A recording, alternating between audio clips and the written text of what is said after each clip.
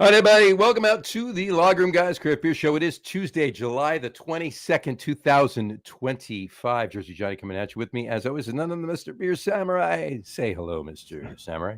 Mm-hmm. Okay. My mouth's full. Your mouth is full. Should you be eating that now, though? It's National BLT Day. When else would I eat this? So it's National BLT. Well, because one of our guests has a BLT, too. Yeah, but I always eat it at the top of the show, and we'll see his BLT, and I don't want to take away from the grandeur of his BLT because we know his producer probably made it. Well, this is true. That's not true because he does cook. He does cook. He does cook. So, but he did have to run into work real quick today, so maybe she did make it for him. Well, we'll find out. We'll ask him. Yeah, right. we didn't discuss the construction of BLTs. Absolutely. And the destruction of the BLTs. The destruction of them is very easy. I can show you mine, too. I have mine right here. So happy National BLT, folks. I'll take one bite of it and then save the rest in solidarity for John. No, more there. That's fine. I got BLTs. I like that shirt. Thank you very much. That's a lovely shirt. The Tiki Santa. Any hammocks on there? I think there's one on the back. Please don't get up, because we know you're not wearing any pants. No, I never do. Well, you'll never know. So, Yep, it is our annual Christmas in July show. It is, and for our annual Christmas in July show, we do a couple of things. Traditionally, we drink Christmas beers in July, and we have two. Let our balls off outside. We do. Before we come in and cool off and drink beer, right? And we have two guests that we always have on to enjoy these Christmas ales with in July. One of them enjoys a lot more Christmas ales than we do in July. So, I think all month long. All month long. So all month long. So you want to mention the other 2 days, and then we'll get the show. Well, I just mentioned one, and you missed it. No, I didn't. I put it up. Did you put up Hammock Day?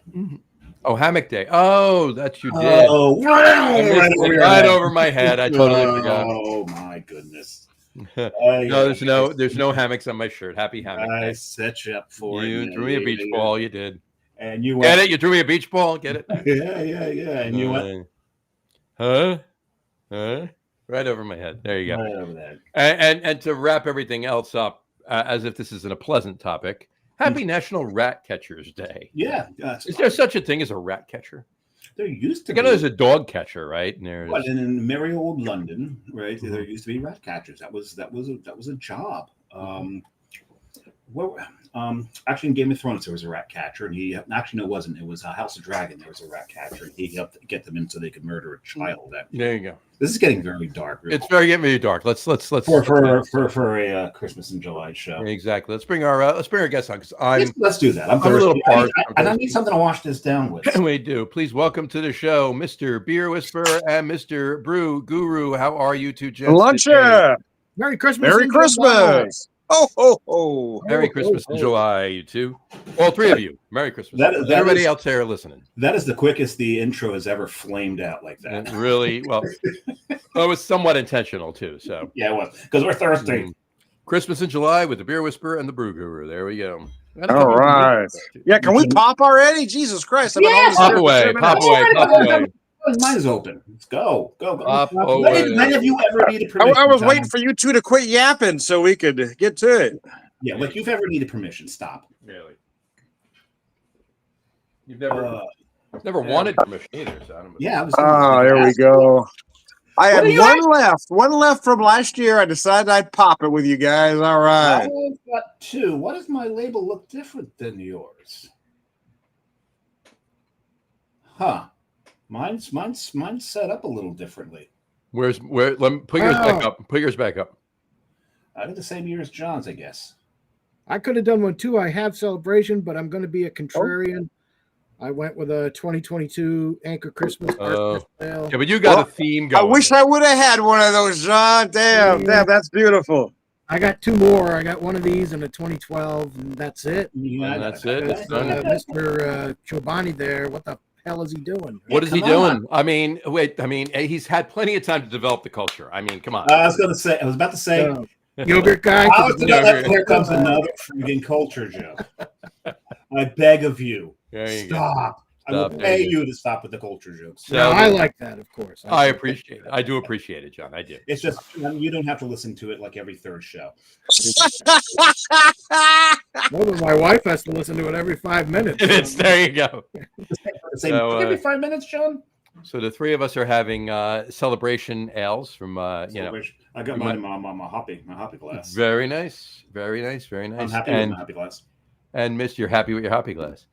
And Mr. Bruguru is having a 2022 hour special ale, which is the newest. Oh my! Or last, if you were. Yeah. Well, I think I've got like 3 of them. I have 122, 121, 120, and then I have 360 something. You're funny. It's 363 if you were counting, but no, I wasn't doing math. No math. Try not to do math. And I have a Magnum of 2016. That's all I have left. But the Magnum I will not have without the 4 of us together. There we go. So That's reason enough to head down there. absolutely Up there. Up there, yeah. up there, or down. It's a long way. It depends. If you loop all the way around, you're good. That would be pretty difficult. Exactly. All right. Well, Merry Christmas in July, gents. Merry Christmas. Joyeux Noël. Paris Nicole. Did she make a sex tape? Who hasn't? That was Paris and Nicole. Oh, Paris. Oh, Mm-hmm. Oh my God. Oh, it's been a minute. Oh, hold on. John and his celebration. Yeah, John needs a minute. I'm going to continue now. Tom, I understand you have a BLT as well. I'm good. I do. So I just so I heard you when I was off camera. I cook all of the food. The only food my wife cooks are the sweets. bacon. So I do all the meals, and I always cook my bacon restaurant style in the oven. Mm-hmm. As do I. It comes out much better that way. I like it that way too, but because I got home a little later than usual, I did mine in the pan. Had to have all the fans going so we didn't set off any alarms. So basically what you're telling me, Dave, is that you brought home the bacon and you fried it up in the pan. So this is just basically an old school BLT, though. Yep. Nothing fancy, regular bread, toasted. I did use good bacon from a local butcher shop. A nice heirloom tomato and some good leaf lettuce. Very nice. And mayo. Can't forget the mayo on a BLT. Wait, when I do what you call it, crossword puzzles, like they usually say 3-ingredient sandwich for short. So it's not a 3-ingredient sandwich; it's 5. Mm-hmm. Can't forget the bread and the mayo are ingredients. Because a BLT is not a BLT without mayo. True. Gotta have the mayo. Although I will say on my tomato, I splashed a little red wine vinegar, a little bit of olive oil, and some herbs. Well, very nice. For us Patriots fans this year with Mike Vrabel coaching, we'll be holding the mayo. We'll be holding oh boy. Oh boy. This is very true. Mm-hmm. So you did there. Mine's falling apart because I put too much lettuce on it. Well, how do you construct your BLT? I state your name. No. I state your name. No. Bread, two slices of bread, mayo on both slices. Mm-hmm. Tomato on both halves. Okay. Bacon on one side, lettuce on the other. Flip it up.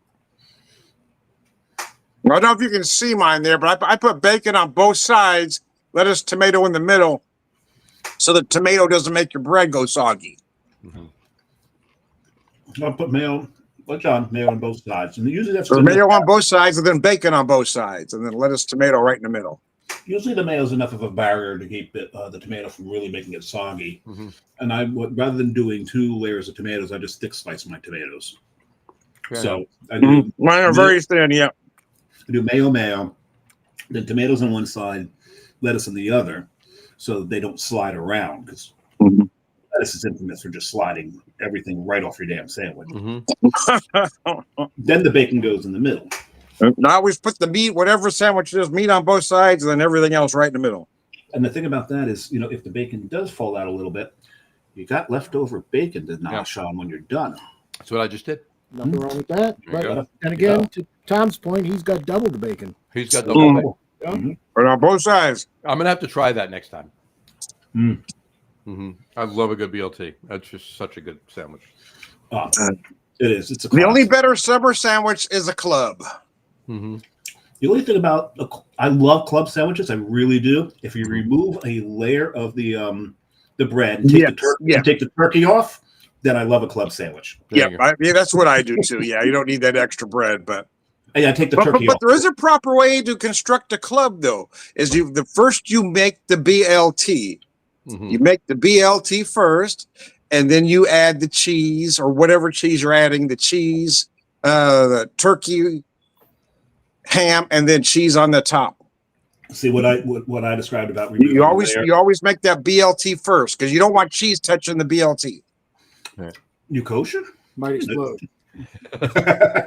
It's got you got those flavors got to come in exactly the right way when you bite into it. There you go. Tom missed what I was saying though. I know. By removing the layer of bread and all the turkey, you just have a BLT. I just have Dave knows, and by far not my only favorite, but one of my favorite BLTs of all time. Dave knows where it is. I'm surprised you didn't drink a Gunner's Daughter on the show for BLT Day. Well, yeah, it's not a Christmas ale, so yeah.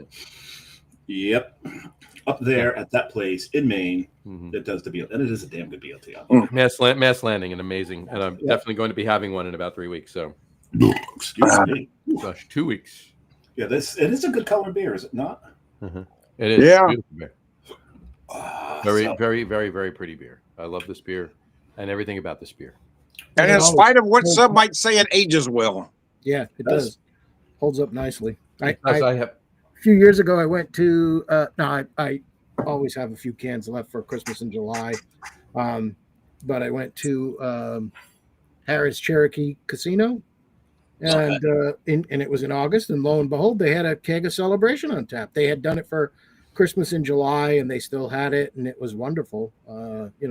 Hey, John, mine's a 24. Yours is 24. Yeah. Mine is a 24. Yes, that's why our cans look different. The date on mine says 24 too. The date on mine is 10/30/24. That's the date on mine. Mine is 10/7/24. Mine's 10/17/24. So in 10 days they changed cans. Or what are you looking at, Tom? Put yours up again. With the bottom, right? Oh, it doesn't say fresh hop. No, it does. It just says it above the IPA. Oh, it does. Yeah. I wonder if. Hold on. I figured it out. Dave. And one is me and you got these. These definitely came out of Mills River. Yeah. His Tom's came out of Chico. Yeah. There you go. That's the difference. Oh, okay. That would make sense. Yeah. Mm-hmm. Nice. But most of the beers, I think, you can't tell the difference if absent the difference in packaging. East of the Mississippi is Mills River. West of the Mississippi is Chico. Yeah, but the quality is the same. It's identical. Yep. Yeah. Doug and I were just talking about Sierra Nevada Pale Ale in the context of Ken Grossman opened Sierra Nevada shortly after Jack McAuliffe had opened New Albion. Sure. Yep. And having Sierra Nevada Pale Ale from what I get now, I mean, I'm right down the road practically from the Mills River Brewery, but having drunk the California stuff for so long, there's really no difference. So. No, it's spot on. What they're doing in North Carolina is just as fantastic as Chico. And that place is Disney World too. I mean, oh my God. It's a hop Disney World. Mm-hmm. Yeah. It's Disney World, but it has better beer. So I don't know if you go during what you call it, Flower and Garden, those pop-up kitchens that they have in each of the areas in Epcot in each of the countries, they put craft beer in those pop-up. They have good beer there. Yeah. But Sierra Nevada, good beer in Epcot. Yeah, I mean, you go to Germany and Epcot, you're going to get good beer. You're going to get some good beer there. If you go to Mill River, I'm sure it's the same if you go to the Chico Brewery, but they have beers there. Sierra Nevada beers you're not going to get anywhere else. Absolutely, yeah. And you got another color coding. Yeah, I think it's what's the green and the yellows brewed on site. Yeah, something like that. Yeah, something like that. Yeah, there's two. There's two. There's four. One they brew there. One they bring it. One's brewed there, and it's just and distributed there. One's from Chico, and it's only for there. And then the other colors are distributed nationally, distributed. Yeah, regionally or locally. Yeah. But it's wild. It's amazing. So, it's everything that Ken has done. And they've got a huge case line of nothing but old Celebration. Oh, please. And cans. I think I took 30 pictures of it. When I was there, I took one picture of it and sent it to John. And you sent it to me, yeah. But I have, on that note, though, right now I have 2020, 2021, 22, 23, and 24. I have 2020 and 2021 were the last 2 years for bottles for Celebration. And I still have 2 bottles each of those. And then I have cans from 22, 23, and 24. So I think this year might call for a 6-year vertical. I'm just going to have to do it and have 6 Sierra Nevada celebrations in a row at some point this Christmas. That sounds horrible. We'll be fuss and prayers. That's we'll start a GoFundMe. There you go. Please do. Yes. For your recovery. Right. So you know what? I've loved this beer. Like my cousin, we mentioned Adam on the show, the whole Spite and Dival thing.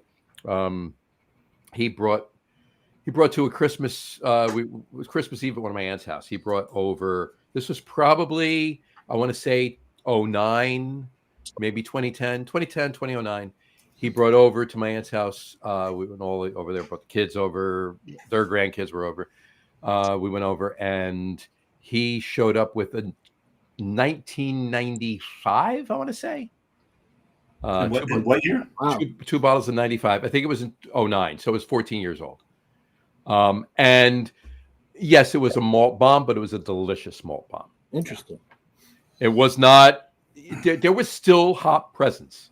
Were they refrigerated? They were refrigerated. Yeah, no, he has a cellar, but he has a, like, in his house, he has one area of his cellar was actually built for wine storage from the people that had it before. So he has all of his beer in there. So it maintains year round. That space is like 42 degrees. Oh, that's perfect. So I'd want to live there. Yeah. It's amazing. Nice. So he brought those 2 bottles over. Yeah, there was still hop presence. And it was amazing that I was drinking a 14-year-old. And we owe it all to Ken Grossman. Fritz Maytag. Fritz Maytag. Yeah. Oh, you're talking about the Anchors. Yes.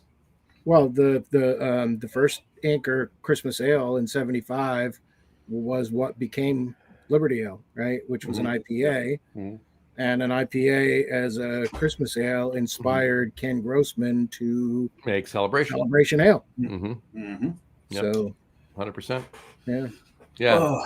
And somebody posted, and I'm actually going to reach out. I don't know, Dave, I don't know if you saw it in one of the New Jersey groups. Posted, He was cleaning out his basement. He found a bunch of bottles, and he has a bottle of the 30th anniversary, and it was a collab that Ken and Fritz did. It was a stout. Yeah. And so he had a bomber of it, and I mean, I've had that beer. Yeah. I've had it too. I've had that. That was they did 4 of them, right? They did 4 of them, yeah. The Ken and Fritz. They did the Ken and Jack's, which was with Jack McAuliffe, who Yep. unfortunately passed away last week. You want to talk And about then that? they had there were 2 others. One was not a collab, I think, and then one more was a collab. But they were all very, very good beers. So good. I had the I don't believe I had the Ken and Jack. I definitely had the Ken and Fritz, the stout. Yeah, I had the Ken and Fritz. But he has a bottle of it. I'd love to get a hold of that one. The Ken and Jack's was a variation on New Albion's barley wine that they did very, very infrequently. Now I'm thinking, what was the last one? So what was the other one that you were trying to think of? On that note, remind me. I want to remind me barley wine. Just remind me of that after John looks up what the beer was. What was the? You're both looking. They're all looking. I'll look at the camera. We're all looking. I'm not. I'm looking at the camera. I'm looking at the 3 of you looking at your phones. Looking at you, looking at me. Looking at you, looking at me. I am, that place. as usually happens with a celebration, I drink it way too fast. And I believe that Tom and I both beat you. Well, I was talking more than you were. Oh, no. Tom still got his. Now he's done. Now he's done. Well, I didn't say you guys didn't drink fast either. I'm just. It does go down easy. It does. Where's the line, Tom? Where's the line? Where's the line? Where's the line? Say it. Quicker than a Tijuana hooker. There you go.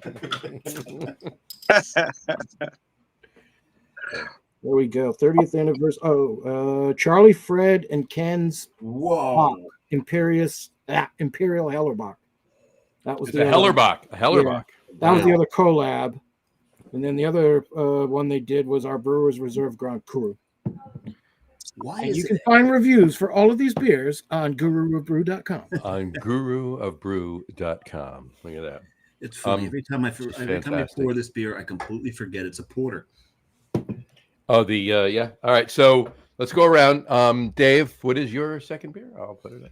Mine's, if I didn't know. Mine's Alpha Claus. Now, if I was originally going to do another beer, but I decided to go with Alpha Claus. One, because they're aging, because this was a 2-year-old Alpha Claus. You were originally going to go with another beer. Yeah. But you decided to go with Alpha Claus. I decided to go with Alpha Claus because they're aging. I decided to put my Cthulhu glass because I wanted to get a little bit of darkness into this Christmas. I'm trying to figure out why Alpha Claus isn't a beer. What do you mean? You said you were originally going to go with another beer, but you decided to go with Alpha Claus. Yeah, there was a different beer that I was going to go rather than Alpha Claus. Oh, a different beer. Yes. I thought you said another beer. No, but with the passing of Ozzy, I decided to go. I had to go dark. Yeah. Had to go dark. That's why I'm doing because seriously, Three Floyds, the most metal brewery out there. You think? Yeah, and putting it in my Cthulhu glass adds to the eldritchness. There you go. Did Black Sabbath ever do a Christmas song? That's all you need to complete the theme. There you go. I think he did. I don't know. Maybe he did. I can honestly say it's called Crazy Train. It's dealing with all your family. Yeah, that's where Crazy Train. There you go. Crazy, but that's how it goes. Have either of the three of you been to Three Floyds? No. Okay. I have not. No. You can concur with me. I've been to Three Floyds. It's a very small tap. They have a bigger brew pub, and they have wine. They've closed it though. They closed the Spirit, the distillery, and the tap room. But the tap room was very, very, very tiny. But it was metal AF, as the kids say. They blasted death metal, and I hear tell that this every now and then you'd see like local blue hairs in there drinking and banging headbanging. and by the way, all vinyl, as it should be. Mm-hmm. As it should be. So this is my homage to the Prince of Darkness. We will toast him once we pour our other beers. Tom, what was your second beer? Well, this is my last one. I picked this up back in September in Cincinnati, my Mad Elf. Oh, you went straight to Mad Elf. That's a great beer. It was the only, true Christmas beer I had, so I figured I better drink it. 11%, it says. It is. Cherry flavored rocket fuel. You will not catch me drinking that. It is. Yeah, I'm not tasting what you did, I guess. I'm not getting the rocket fuel. I've never particularly. I don't find this harsh, and I don't find it even boozy in the slightest. I've never particularly liked that beer. So, Brew Guru, what are you drinking? Did you go to a second? I am drinking a Jekyll Redneck Christmas Stout. So this became one of my favorite Christmas beers. It was brewed in Georgia. Unfortunately, the brewery closed this year. And they're now Hyde Brewing in its place. I'm sorry? It's Hyde Brewing in its place now, right? Yes. Jekyll and Hyde. Yeah. No, sorry. Robert Louis Stevenson. Had to go there. Yeah, but they it's just like a peppermint patty factory blew up in your mouth. It's just Oh, wow. chocolate and peppermint, and it's just a really great beer. And it really shocked me and blindsided me because it became, as I said, it became one of my very favorite holiday ales when I moved down here. They had the brewery in Alpharetta, the original one. They opened an expansion in Woodstock, about 10 miles from my house, a few years ago, and they had a location in Florida, and they seemed to be doing really well. And next thing you know, they just closed all their locations like that. And I have a little bit more, and I guess that's going to be it, which is kind of sad. It is sad. Always is. Kind of on a theme of Ghost of Christmas Past, that with this and the Anchor, two Christmas beers that from breweries that aren't with us anymore. And I was going to go with Ghost of Christmas Future. I couldn't get any of the beers. yeah, they're They weren't available yet. Dave's on fire today. Dave's on fire Actually, today. that's not exactly true. Some of them were available. Seasonal creep. Yes. yeah. Well, yeah, they come out in August. So Tom, chug that beer. Okay, as you were saying, Mr. Staradumsky, What's in it for me if I chug it? No. a lot of laughs and hilarity and Well, what are pride. the props? Because I'll do it. Don't do it. Don't do it. Anyway, okay. My second beer, as if you didn't know, is from Mr. Samuel Adams, and it's Old Fezziwig. That's great. An old Fezziwig. Wow. Fezziwig. That's a good one. That's a good one. And it's I gotta a say, 2023 Old Fezziwig too. It's not even last year's. It's got a year and change on it, so it's. I gotta say the That alcohol. one is nice I too. better drink that other one quickly. It is starting to show its age. Because the thing is, this is a hopped porter, an aggressively hopped porter. Because Three Floyds does everything aggressive. This is so good. And it's also the malts are starting to degrade a little bit. Are they? Mm-hmm. Are you getting any off flavors or? Just a slight. I don't know if you know the flavor. I was terrorized with it when I was a child, but carob. Sure. It's starting to develop a carob note to it. Okay. And that's, to me, that's the first sign towards moving towards the licorice. Yeah, you carob usually leads the way into licorice. Yeah, so that's what I'm getting now. So I should probably not let that one sit too much longer before the last one I have before I open that. Have it by the end of the month. Maybe by the end of the show, we'll see. Maybe by the end of the show. So no. On a note of beers that are no longer made, and this isn't a holiday theme either, but we were talking about this. I was talking to somebody the other day about Victory. Right, we were speaking now. Victory with You mean the soccer movie with Stallone in goal? with Stallone and Pele and that one. No, not that one. Oh, not that. Where they had to break the goalie's arm so that Stallone could play goal. And That Stallone actually, of course, made the game-winning save. Of course he did. Yeah, of course he did, because he's Pele, Stallone. he retired and opened a brewery and changed his name to Pale Ale. But Pale. It's a Brazilian lager. Oh, it's, yeah. it's 10% We've ABV. gone pun drunk on this show. We always do. My We friend. invited We always Staradumsky. What did you expect? So He's anyway, the best. so we're talking about Victory Brewing, Dave. Victory Brewing. The place in they've Pennsylvania. How they've gone to, they're still making Hop Devil, they're still making Dirt Wolf. That's great. Yeah. But they've really sunk a lot of their product line into the Monkey series, right? Yes. Yes, they have. So it's Golden Monkey, but it's also Sour Monkey, and it's Berry Monkey, and this monkey and that monkey, and the Monkey packs. Spank the Whatever. monkey. Monkey They pop. haven't done that one yet. I'm not sure what that would taste like, but I don't know. It's if I want it. creamy. I understand it's creamy. It's a cream Spank ale, the right? monkey? Cream ale, right? Okay. But in any event, okay, that's good.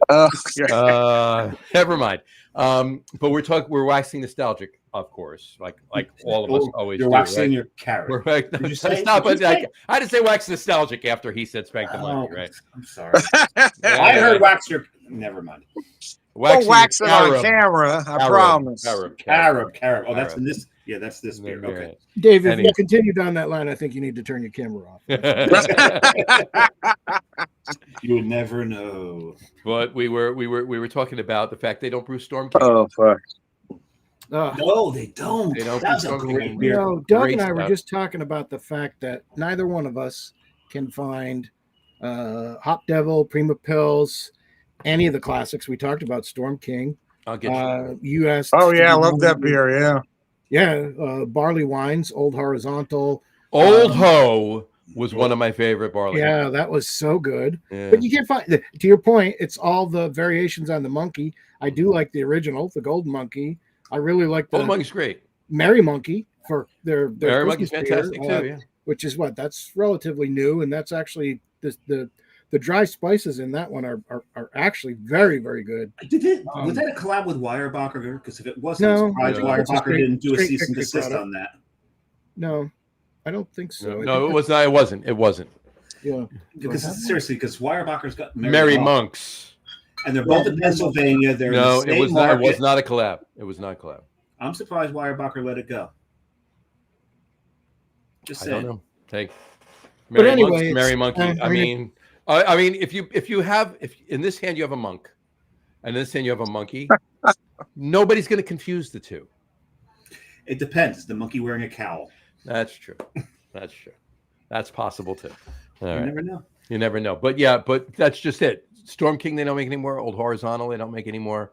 I actually reached out to a buddy of mine who's one of the sales directors for Victory to see if I honestly asked him, I'm hoping that, somehow they come up with a bottle of each that are, drinkable bottle of each that I can have on a show, right? I can have, or a couple of bottles, and I can, let somebody else have one too. But I'll trade you a hat. there you go.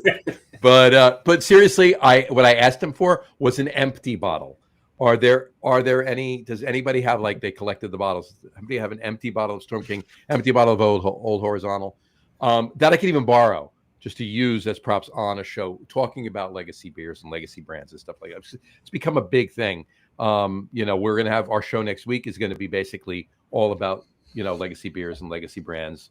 Well, two specifically. If they don't, you can always check eBay.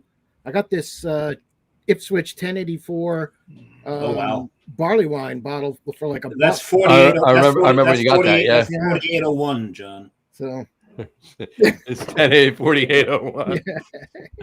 yeah, that was the second release they did. One of these days, we're gonna have to get him to teach him how to switch the camera so we can read his labels. That's all right.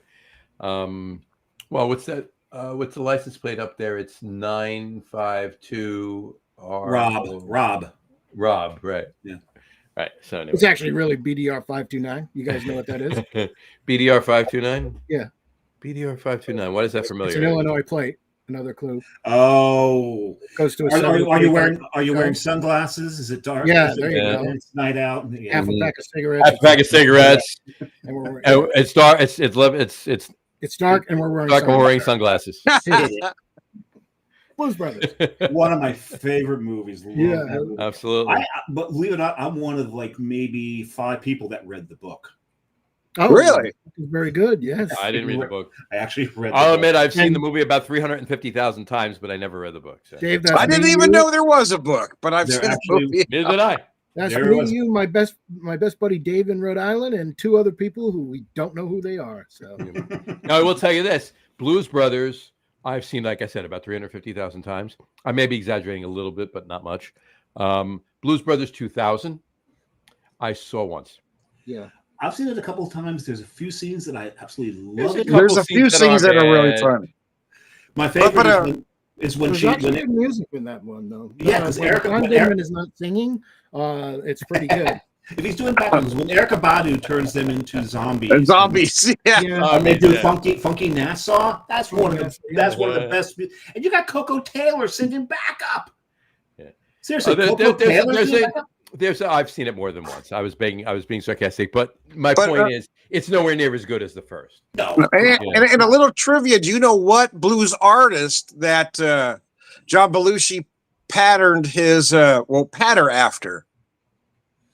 They followed blues artist Curtis Salgado around. At that time, he was in a band called Room Full of Blues. Really? So that's where Aykroyd learned how to play harp from Curtis Salgado, and the moves that John Belushi has, he got from Curtis Salgado. Yeah, that would explain why they Aykroyd call was it. already a big blues fan, and Yes. Belushi got his blues infection from Aykroyd. There's actually a really good book that just came out about the making of the movie. I can't think of the name of it, but I just read it maybe last year, and it's definitely worth checking out. If you're, But you know what? That explains where they got the name for their album, Briefcase Full of Blues. from Curtis Delgado. Yeah, Room Full of Blues. There's the band Room Full of Blues. Yeah. So they probably Briefcase Full of Blues. Yeah, 'cause they you're carry not wrong. briefcases. You're not wrong. Yeah, Yeah. that's probably where they got. I it never from. knew that. That's awesome. I was I cool. didn't put that together. That's awesome. A couple comments to catch up on. I'm with the 411. Love it. Doug Smith, Ken and Jack's L was great. I'm assuming he meant and. Ang Lee with Ken. they It's Ken, did a Angela, and Jack. I'm not sure they did. No. They did a collaboration with Ang Lee. Didn't you know? Ang Lee, right? Ken, Ang Lee, and Jack. Yeah. Ken That and was Jack, the that action great. ale. Right. Yeah. It was high ABV porter barley wine called Old Toe Sucker and made for their summer solstice. Old toe sucker. Old Toe Sucker. There you go. Rest in peace, Jack. Cheers to New Albion. You know what? Let's take this time to cheers Jack McAuliffe. Rest easy, my friend. Thank you for everything you did for. He paved the way for everybody else to do what they do. I think it's hard to. So Jack and Fritz, I think, are inseparable. If you're gonna discuss the pioneers, they just were two very different origins, right? Because but they both they both brewed really fantastic. He did fix it. I didn't see it. Ken and Jack. There you go. But Fritz bought Anchor, which was an established brewery, had been around since 1896. Ask his daddy. Mm-hmm. Yeah, they weren't really. But he went to his father with a business model, impressed his father, and his father went and got the money. Let's do it. And I think his father was, hey, he wants to do something, and I'm going to get him the fuck out of the house. So he bought it, right? So I think his grandfather actually started the washing machine business, and his father started the cheese business, so with the Maytag Blue. Right. But everybody associates the appliance company with that cheese. No, they don't. But it is. Well, it's the only way you get those stains out. You drop Exactly. that cheese and soda, baby. You got to use the Maytag. You got to use the Maytag to get them out. You need a high-powered washing machine to get that shit out. Your laundry's a little funky. One that never needs repairs. Let's make them themselves. And if it does, you call Gordon Jump. There you go. That's right. But anyway, God is my witness. It was very different from what Jack did. So Fritz bought a brewery. The steam was unique, and he knew it, and it was local, and he knew it, and he built it into something. And he added other beers, like they had an Old Foghorn, and Foghorn was amazing. I love Porter, Foghorn. Yeah. Anchor, and eventually Porter. Anchor I Special found Ale. one more. I have one more Anchor Porter. I found it, a bottle of it in the back of my beer fridge. I have one bottle of Anchor Porter. I actually found a bottle of Anchor Steam with the old label. With the old label? Yeah. Oh, that's gotta be about 5 years old. Yeah, in the back of my beer fridge. And I think I have one Liberty Ale that's a couple years old. But what Ken did was, what Jack did was completely different, because he started from scratch and built a brewery. He did. A small brewery. So that's, microbrewery. Really, he is the father of the microbrewery. Yes, he is. So and kudos to and it's a while ago now. What is it? Probably 12 more than that years ago that Jim Cook when he did the new Albion Ale, the release. 2012, 2013, 2013. Yeah. 2013. Yeah. That was good. It was insanely good. I love that beer.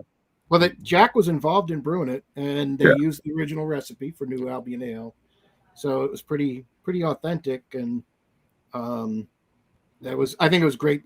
Jim Cook, kudos to him, because after he revived the brand, he gave all the proceeds from the sale of New Albion Ale that Boston Beer brewed and distributed to McAuliffe. Yep. And then he gave the brand back to him. And of course, McAuliffe gave it to his daughter. Yeah. She's the one that made the press release last week, too. Yeah, she was. Yes. Yep. That was a very touching press release. Yep. What I loved was the celebratory note of it, rather than it being depressing, being sad. She celebrated his life and his accomplishments. Yeah, I mean, it was very uplifting. He did live a full life, 80 years old. He mentioned that, he couldn't. Obviously, the brewery was opened in 76, closed in 82. So didn't last quite as long as I think he wanted. He didn't make the return on his investment that I think he wanted, but not because the beer wasn't selling. The beer was selling. It was just he couldn't get additional investment because people were like, "You want us to put money into a small brewery?" Right? I mean, it was nobody was doing it. At that point, everybody's frame of reference for a brewery is this big, massive warehouse. Yeah, exactly. And at the time, everybody was putting their money in T-bills because in the late 70s we had hyperinflation and we just had come out of Gerald Ford and his whip inflation now win buttons and all that. So interest rates were really high because the Fed was trying to kill inflation. And so you could buy it. Why would you put money into a brewery and risk your money when you could get a really good return just by buying a government bond? Right. So it wasn't. It had to be an investment of love and desire, rather than an investment of I need to make more money from my investment. And that's what it was. But he succeeded. Although the brewery closed in 82, how many microbreweries opened? Which eventually became what we call today craft breweries, right? At the time, a microbrewery was 15,000. It was microbrewery then. Yeah, and that term went away, and we call them craft breweries today because it was at the time it was judged by size. Now it's quality of the beer, right? But we all owe it all to Jack. Quality of the ingredients of the beer. I would quality of the ingredients and sometimes what comes out the other end. Yeah. Well, Dave. Usually, not all the time. You're partly right, but usually the quality ingredients lends to the quality of the beer. Yeah. And if anybody wants to argue with me, I'll send them some meal tears. Well, another thing he did though, and this is something else he learned from Maytag, was that he was one of the pioneers of Cascade hops. So he brewed his beers with Cascades because they were cheaper and readily available on the West Coast. They were domestic, and Maytag was using them. He used them in the 75 Christmas Ale. Again, that became Liberty Ale, and he used them. Liberty Ale was brewed in dry hop with Cascades, and he used them liberally. He liberally and literally. Oh my God! Liberty. Oh, I might have to start drinking whiskey because you guys are a lot funnier when I'm drunk. Delivered to the brewery in the finest livery. Did I ever tell you I love a good fresh hop beer? Beautiful. Now, Tom, you were trying to get a word in edgewise about when we were talking about. No, I do. I remember a little bit about it at the time, but the big guys really went out of their way to crush him to make sure he couldn't get distribution.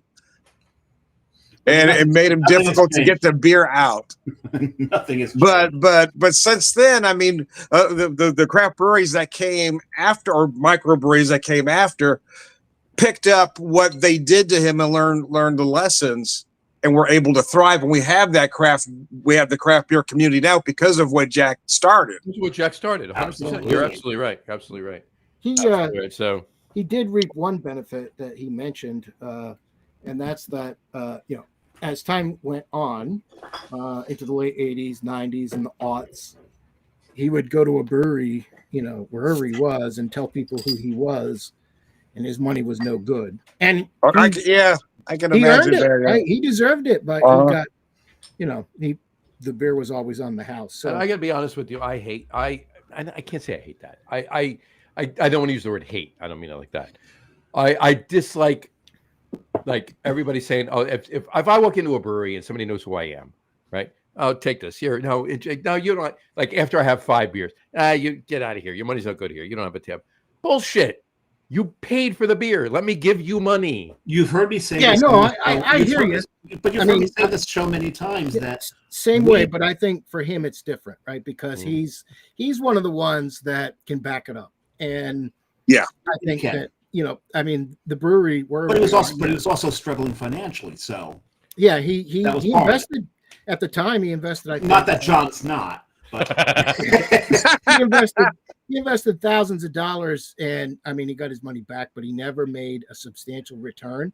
But all of the breweries that are around today are here because of his initial, and he worked long hours. He busted his butt. He built again. He lived above the brewery in a small apartment Yes, that he did. that he built himself. So I think in his case, I'm not a fan of people that go looking and like, hey, you know what? I'm a beer reviewer with the aim of trying to get free beer.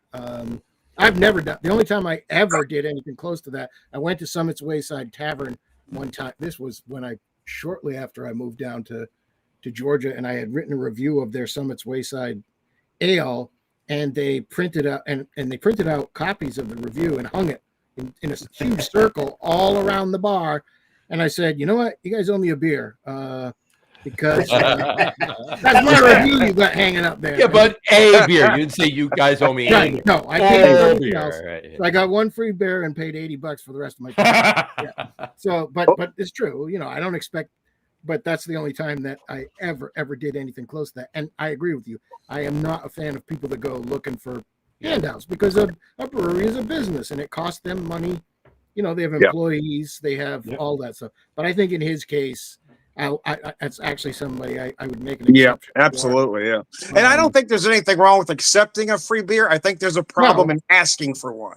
Yeah, if you're there and folks offer to buy you one, or the owner say, "Hey, I know you from this or that. Hey, you're so and so. Let me buy your beer." That's fine. But there's a problem walking into a place and say, "Hey, I'm so and so. How about picking up my tab?" That's a problem. Or even implying that you should. Yeah.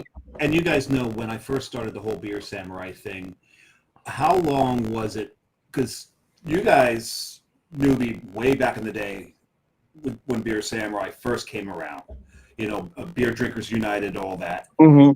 How long was it before you knew what the hell I looked like?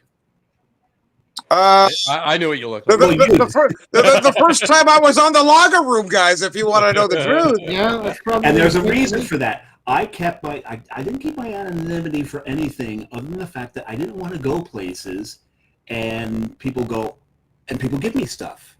And when I was recognized or outed, I got outed by a friend once, and they gave me and I was Wasn't me. It wasn't John. John never outs me. But there's times where people will be like, "This is on the house." I'm like, "No, bullshit. It's not on the house."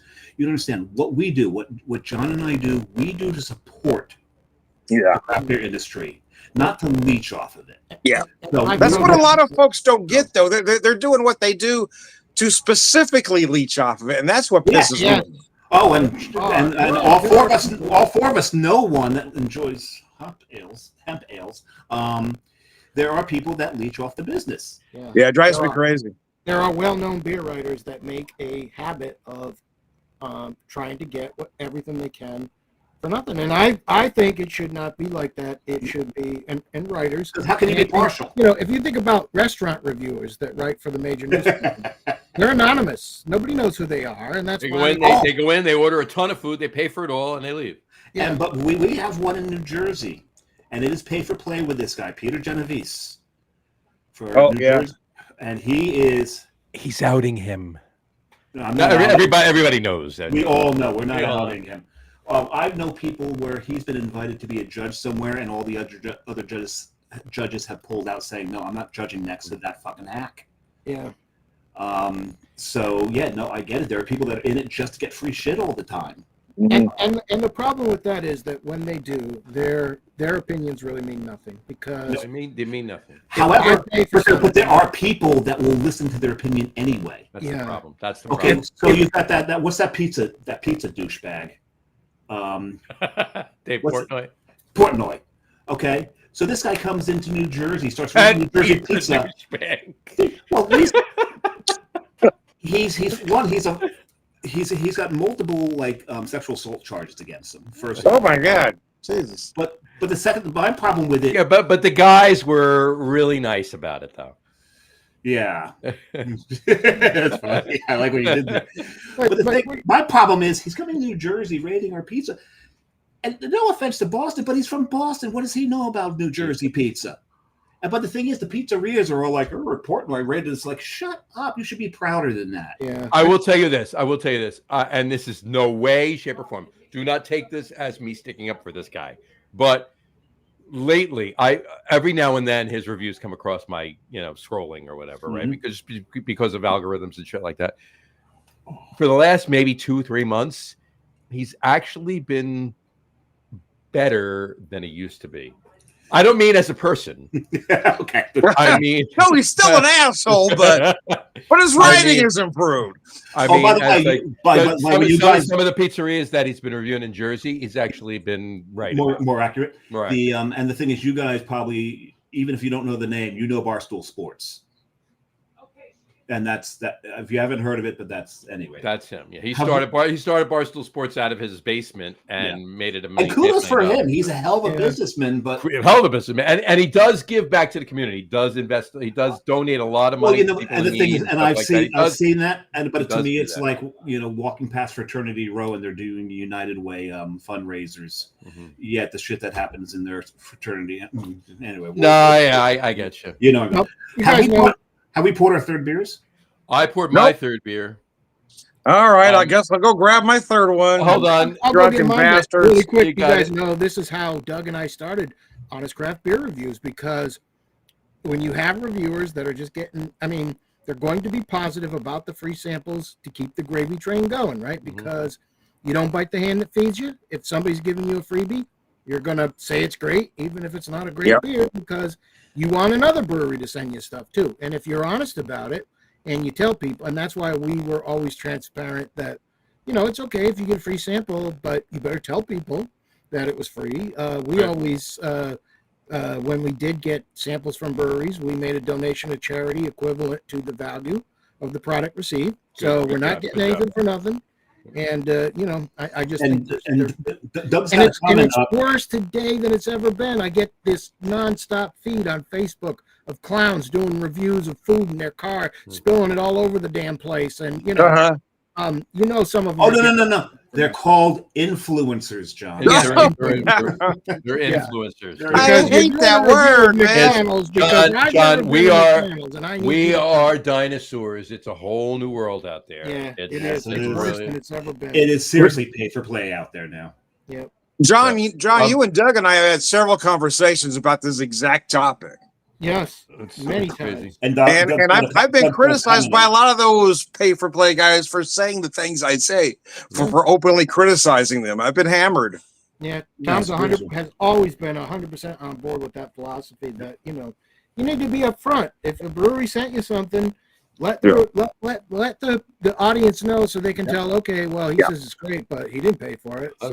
I'm going to skip ahead a couple of comments. I got to catch up in a minute, but I'm going to jump to one up really quick. Yeah. Just one. Bruguru and I know a leech who would make the rounds for free pints. So much so as a bar owner complained, here we go again. Yep. I know dozens of those people. Dozens of those. And then he said he told Bruguru he's looking for free beer. Tell them, Bruguru. Yeah, I'm not going to name names, but absolutely. And it was in a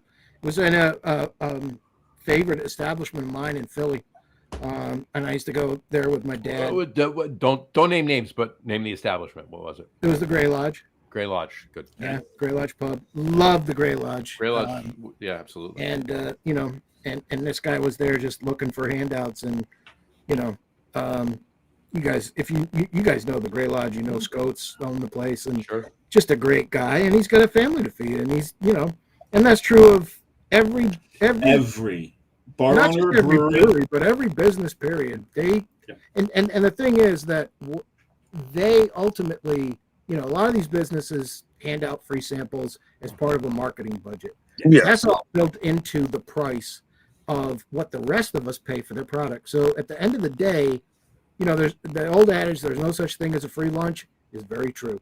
Yeah. So when you buy some company's product, you're paying for it. And, I don't know. I just think it's I think it's a bad practice, and it's a horrible practice. It's a horrible practice. I hate every bit of it. And not for Well, again, nothing. there's nothing wrong with receiving. I mean, somebody who offers you beer, that's fine, but there's something wrong with asking for it. If you're walking in there trying to get something free, that's wrong. Yeah, no. I mean, I've had free beer at Taco Mac before, but it's not because it's part of that program.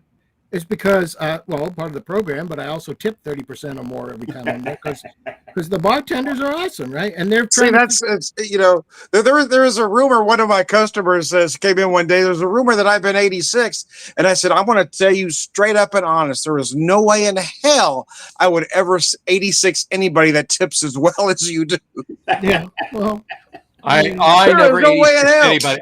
You can insult my mother. You can slap my face. I ain't 86 in you. I'm gonna walk into Tom's into Banter Brewing. I'm gonna punch Tom in the face and give him a 30% tip, and he's gonna say, "You are not getting 86." But no. I've never 86. I've never 86. I mean, it's all. I've 85 to a few people, but I've never 86. That's an 86 with one Tip stands for to ensure prompt service. So if the service, but I always get great service, and I know the kids. I've been going there a long time, and some of them aren't even kids anymore, right? And so I know what they're trying to feed their family just like everybody else. There are people care of me. So there are people out there that if they get less than stellar service, I won't even say horrible service, they'll get less than stellar service, they won't tip. Here's my if you're amazing, you're getting 30%. Yeah. All right. If you're adequate, you're getting 20%. I start at 20. If you're breweries, I start at 25 and then work down depending on what's going on. If you're horrible, but there were extenuating circumstances, I could tell there were other reasons why it was bad that day, you're getting 15%. Yeah. If you're just garbage shit, you are the worst, you should not be in this line of work, you're still getting 10 or 12%. There's only one time that I actually I'm never not tipping somebody. There's only one time I didn't tip somebody. And you know why? Yeah.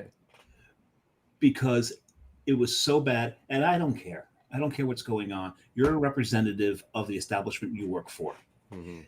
They came out and they started, to me, blaming the kitchen for everything. That's what I'm talking about. It's blame everybody else.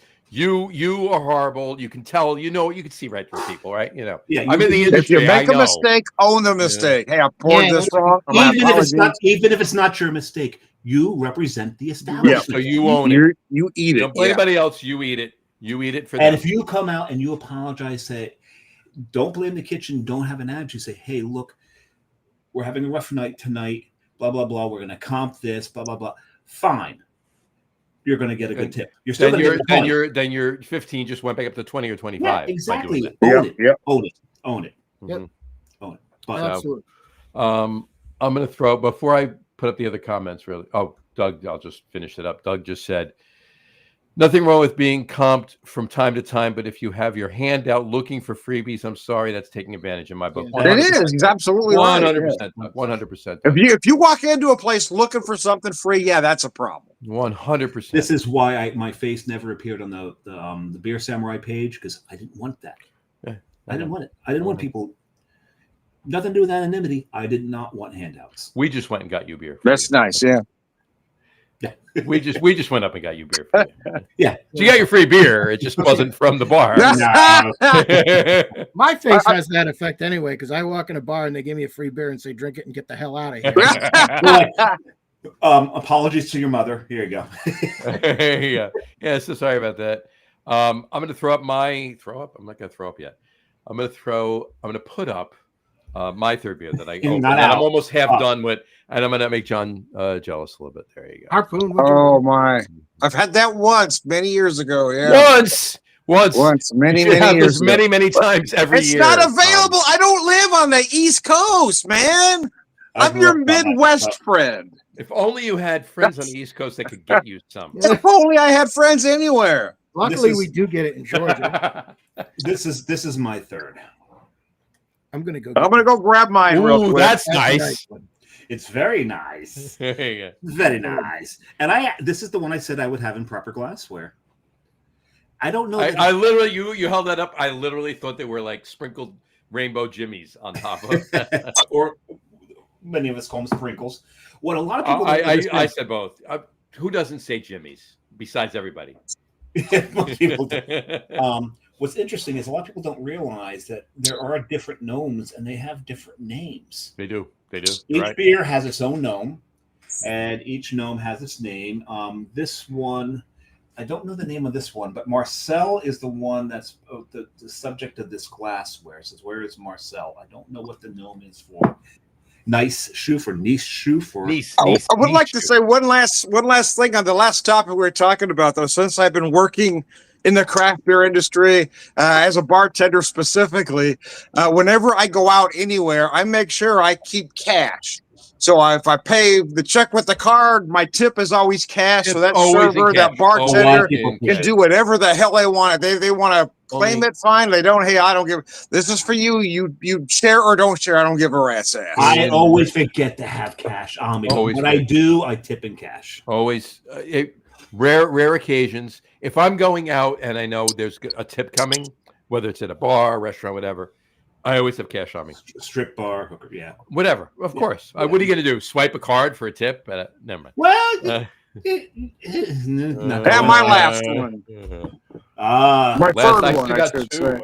So it's funny. I've got this is the 2023 Zari and Bonbon Zari Night, bourbon barrel aged Russian Imperial style with cocoa nibs and espresso. How that one holds comes out on Black Friday every year.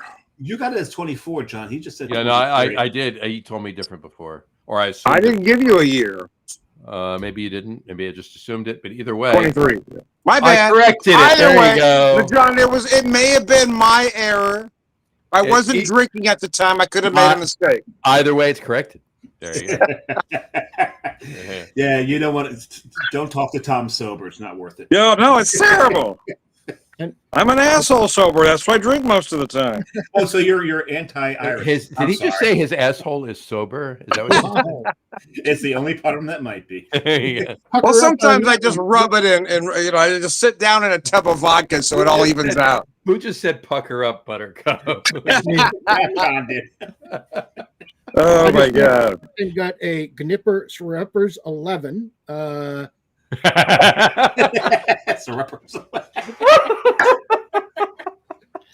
Yes, fortunately, the 11 reads the same way, regardless. But by the brewery, that is a 2019. I've actually never had this. So the thing is, you usually have proper glassware, but you don't have proper glassware this time. It does. That's the it says a het.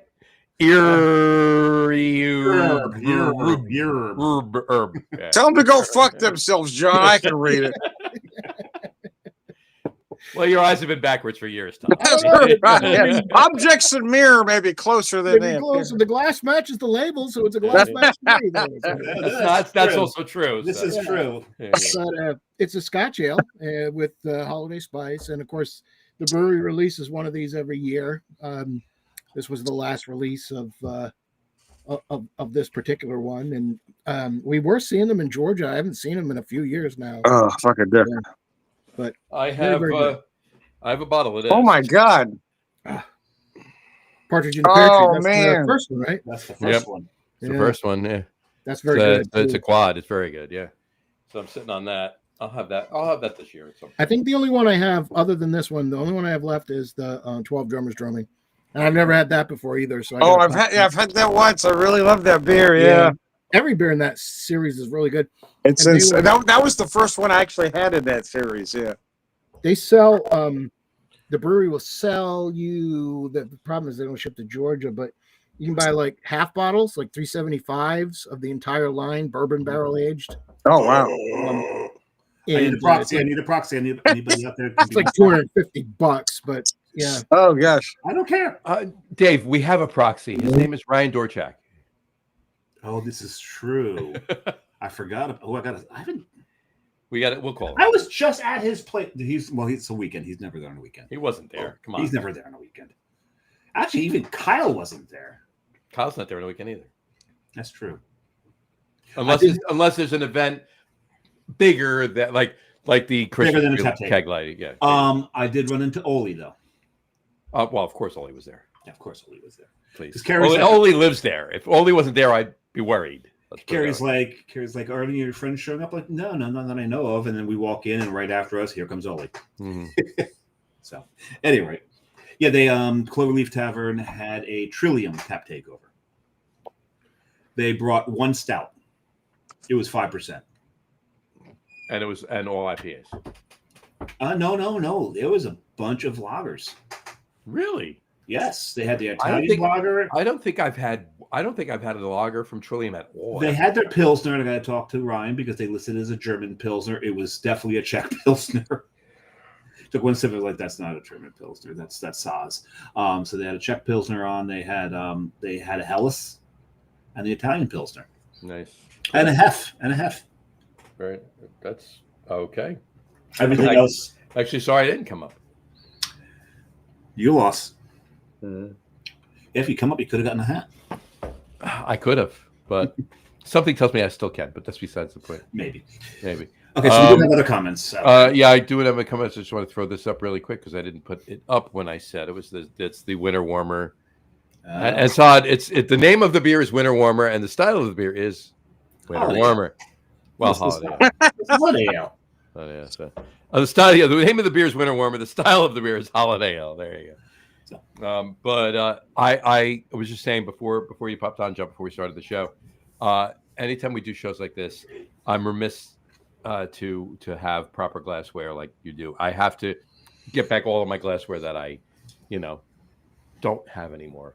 But I definitely got to get. This is definitely one that I have kept looking for this. Like you found yours on eBay. Yeah, and actually I found a spare. I have two. I still got an alert going. So if the third comes in, it's yours. Awesome. Because I am petrified. It took me forever to find it, and I'm petrified if I break it. So I've got a spare, but the third one will be yours. Awesome. Yeah, I got to keep looking for that too. But I definitely have to find. I don't even have a Sam Adams glass. Period. I don't have a Sierra Nevada glass. Something did fall into my lap the other day. It hurt a little bit, but it missed. That's a small target to hit. That's very true. You posted you had a Fiddlehead IPA the other day. Yeah. And you posted the glass. I actually acquired creatively that same creatively. Is that like code for stole? Oh no! I didn't steal it. It was presented to me. Creatively acquiring to me means it may have been presented to me by a Fiddlehead rep, maybe. But I did. Same glass. He showed it to you, and when his back was turned, you stole it. No, he gave it to me. He didn't show it to me. Well, that's not creatively acquiring. That was I was being facetious when I say creatively acquired.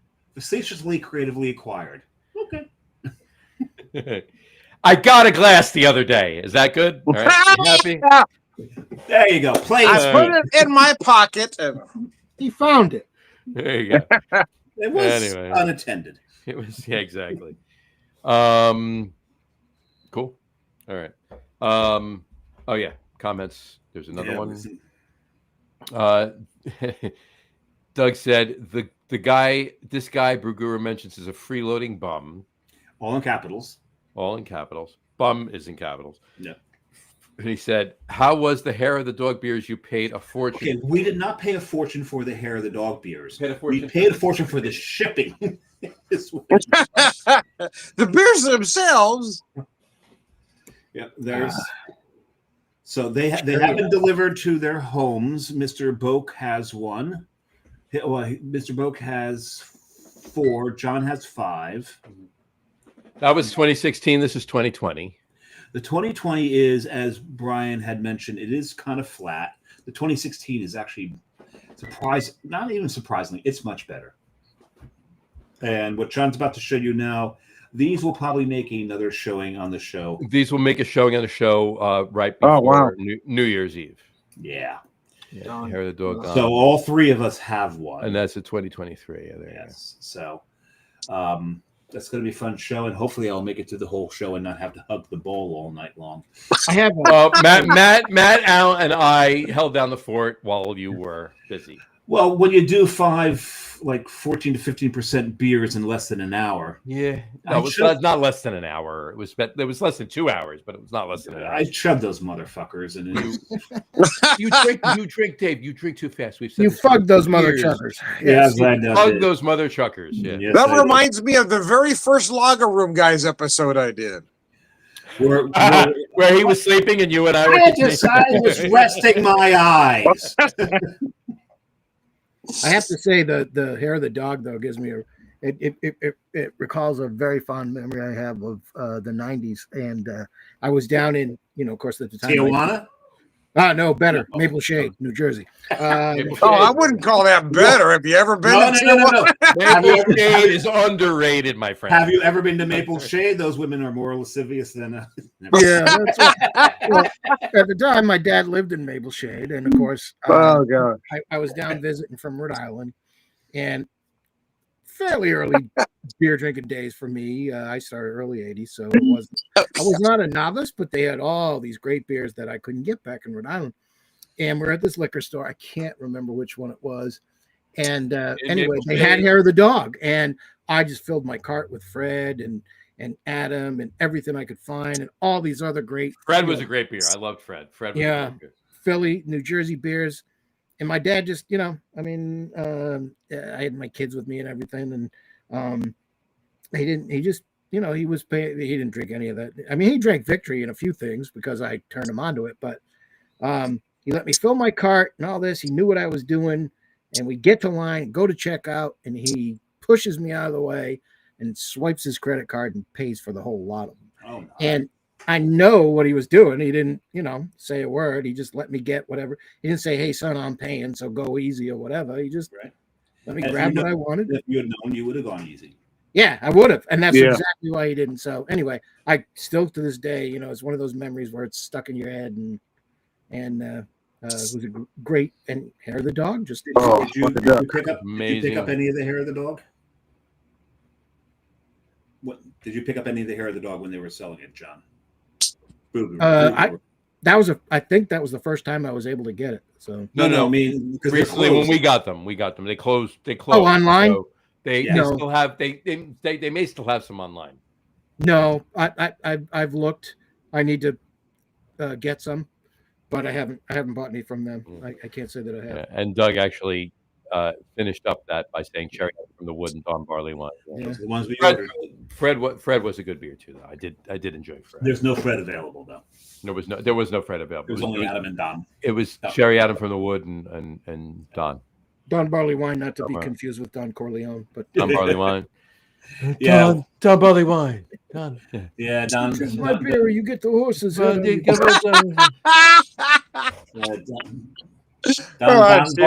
Barley wine will make you an offer. Make him an offer he can unscrew. Oh no, I'll be definitely unscrewing that at some point. This is screw top. That's something you can't do with a child. That's the thing. Difference between a pregnant woman and a light bulb. You can't unscrew a pregnant. You can unscrew a light bulb.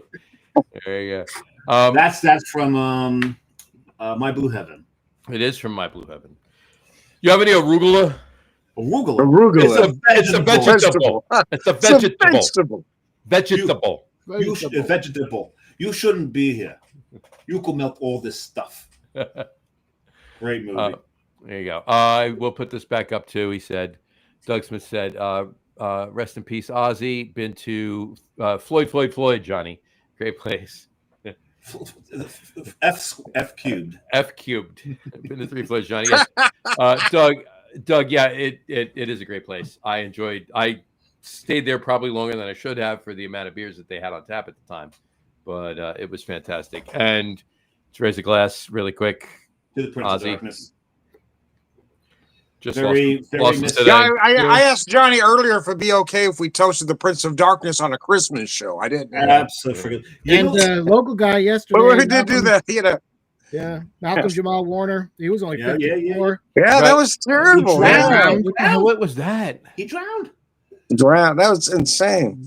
But you know how I found out about Ozzy? You know who texted me about Ozzy? My 21-year-old son texted me. Oh, really? Wow. He's got he's got the most broad range of music taste that There you go. Yeah. I'm so Well, proud of him. as a lot of posts that got posted after the news broke, he's home with his mama.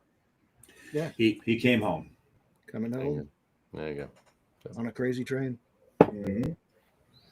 Well, I tell you what, I do remember. I do remember when that Blizzard of Oz album came out. But I grew up in Southern California. Randy Rhoads was known as kind of a local legend already. And when that album came out, it was, oh my God, it was just insane. Well, when Mama I'm Coming Home came out, when the video came out, I grew up in Jackson, New Jersey. And in Jackson, New Jersey, we had this guy, Jeff Wineland, who was a local legend, phenomenal guitar player. Most of the world knows him as Zach Wild. For sure. And I graduated with Zach. And when they did Mama I'm Coming Home, when the video came out and launched, that was the first video from that album. Mm-hmm. And you've got Zach, and he's sitting there, and his hair's over his face, and you can't really see. Well, like, oh, that's really cool. That's Jeff. That's amazing. And then finally, he throws all the hair back, and we all went, "Oh my God, it's fucking Jeff!" You actually can see his face. So, and I remember I saw him and his girlfriend in a local mall, and I said, "How's things going?" He goes, "Oh, I just got a new gig." His girlfriend's like, "Tell him who with." He's like, "I'm gonna be lead guitar for Ozzy." What? So that was kind of really cool. But Ozzy, I think Ozzy was like one of the more misunderstood. Everyone thought he was a Satanist. They thought he was evil, and he didn't listen to the lyrics. You didn't understand. No, they didn't. You know, you heard these themes, and it's like, no. He's anti-war. He's anti-Satan. He's anti-suicide. Anti-suicide. All these messages that are in there, you've got it all backwards. Come on, Tipper, listen. Well, the thing is, if you look at Ozzy as a guitar player, starting with Randy Rhoads, he plucked the best from local areas. I mean, he wasn't looking for people that were already famous. I mean, he grabbed Randy Rhoads from Quiet Riot before they had an album deal. I mean, he picked these guys for a reason. Yeah, it was weird about that is Randy Rhoads with Quiet Riot. Ozzy was with Black Sabbath. I saw Black Sabbath open. I saw Quiet Riot open for Black Sabbath. Of course, not with Ozzy or Randy Rhoads, but although I bet Carlos Cavazo back then on guitar. Right, on in Quiet Riot, yeah.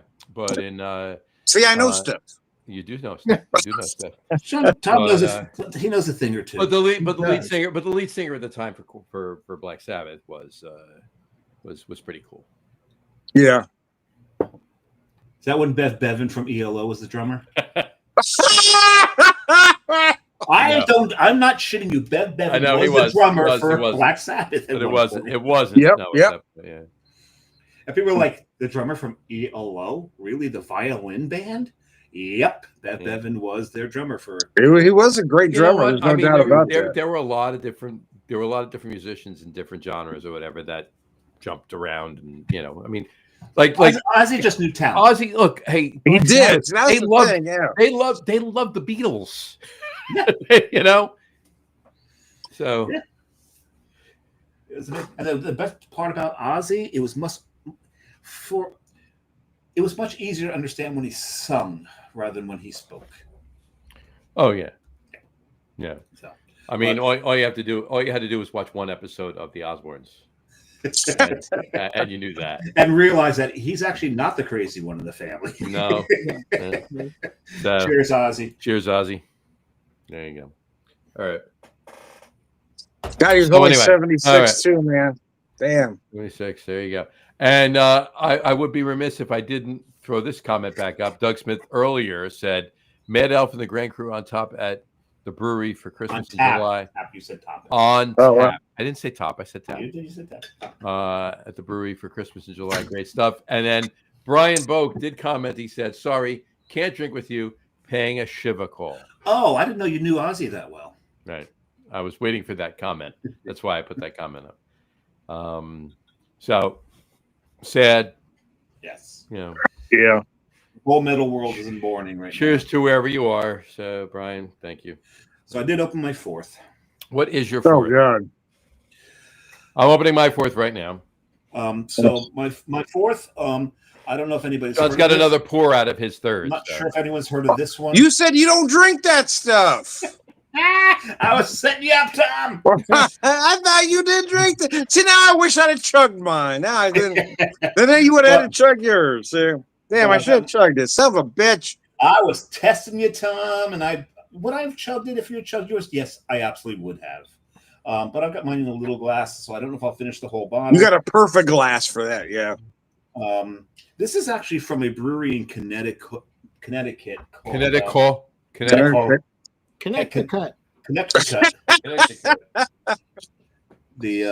It'll be easier to say after next beer. Yeah, after this one, I won't be able to say a fucking thing, except for maybe a fucking thing. There you go. How is it? It's not as awful as Lord have mercy. That's actually it's tasty. We'll see though, because it's got to wash out Nice Schoof. Because Nice Schoof is actually, I think, is it a higher ABV? Nice Shoof's higher, Yeah, it is. Nice Schoof's a higher ABV, so maybe that's. Damn, Dave, you're drinking fast tonight. When do I not?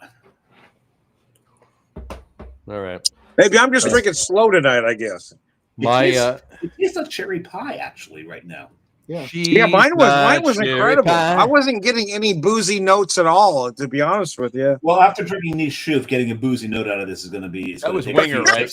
Cherry pie. That was Warren. Was it Winger? Yeah, Winger, right? Well, Warren. No, he's right. No, cherry pie was Warren. Warren and Winger. It's Warren and Winger. There's a warrant for your arrest for saying it was Winger. But yeah. Deborah Winger's going to come serve it. Kip Winger did not sing Cherry Pie, right? No, he did not. And he's a colossal asshat. Nice. Now that's a good beer name. Colossal asshat. Yeah. I'm going to mention that to my boss. He's always looking for new clever names. Call this one Colossal Asshat. Well, you know a brewery in North Carolina called Ass Clown, which I Ass Clown. Yeah. Seriously, you're going to name your brewery Ass Clown? Yeah. Actually, I've always referred to Magic Hat as Magic Ass Hat. Magic Ass Hat. Because when they sued West 6 over a number, because that's messed up. Number 9. It's like, no, fuck you. This is not what this is about. Stop being douchebags. So I started calling them that. It's amazing that you could actually have hippies from Vermont that are assholes. Yeah, well, they're everywhere, but yeah, I mean, most of it's an epidemic. That might have been an exception to the rule for them because they were pretty cool. That actually pissed me off too. For the most part, where they are, yeah, absolutely. Yeah, it kind of pissed me off, but they're gone now. So that's true. It's all contracting now for them. They're gone from where they were. My fourth beer. I'm joining John with a Scotch ale. That's a beautiful beer. It's a rip label, but it's the still label's a bit F, but okay. There you go. There you go. We lost Tom. I happen to have one right by my desk. Yes. Oh, look at that. There you go. That's some easy access right there. It's a shame it's not cold. That is an emergency drinking beer. There you go. You have your great glass beer is actually a Scotch ale. Oh, man, that's respect, man. That is some serious respect. Respect, yeah. Oh my God, I love this beer so much. Yeah, it is. It's a damn good beer, and it's so consistent year over year over year. It's not a spice beer. It's just a delicious. That's the thing about Bell's is Bell's outside of Michigan is not as well known, but they're one of the more consistent, one of the greater breweries out there, and they don't get the credit they deserve most of the time. They don't. They're one of the early adopters, right? They're one of the originals from the 90s. They are. Founders were like they're the ones that put Michigan on the map. Yeah, Doug went out in that area in the 90s, and I know his brother used to go out in that area, and they would bring me back beers from Bell's, and I was like, "What is this? This is fantastic!" And they're one of my 3 favorite breweries out of Michigan because you got Founders, you got Bell's, and you got Dark Horse. Yeah. Those love all 3 of those. One of my favorite beers. This is probably my second favorite beer from Bell's. My first favorite beer from Bell's, Black Note Stout. That's a damn good beer. Fantastic beer. Their porter is good too, though. Oh, the porter's fantastic. And the cherry stout. The Kalamazoo stout's fantastic too. But Kalamazoo is very, black, very. the black notes, it's crazy. But Well, it's more of what Kalamazoo is really good, but what I like about Black Note is it's drier.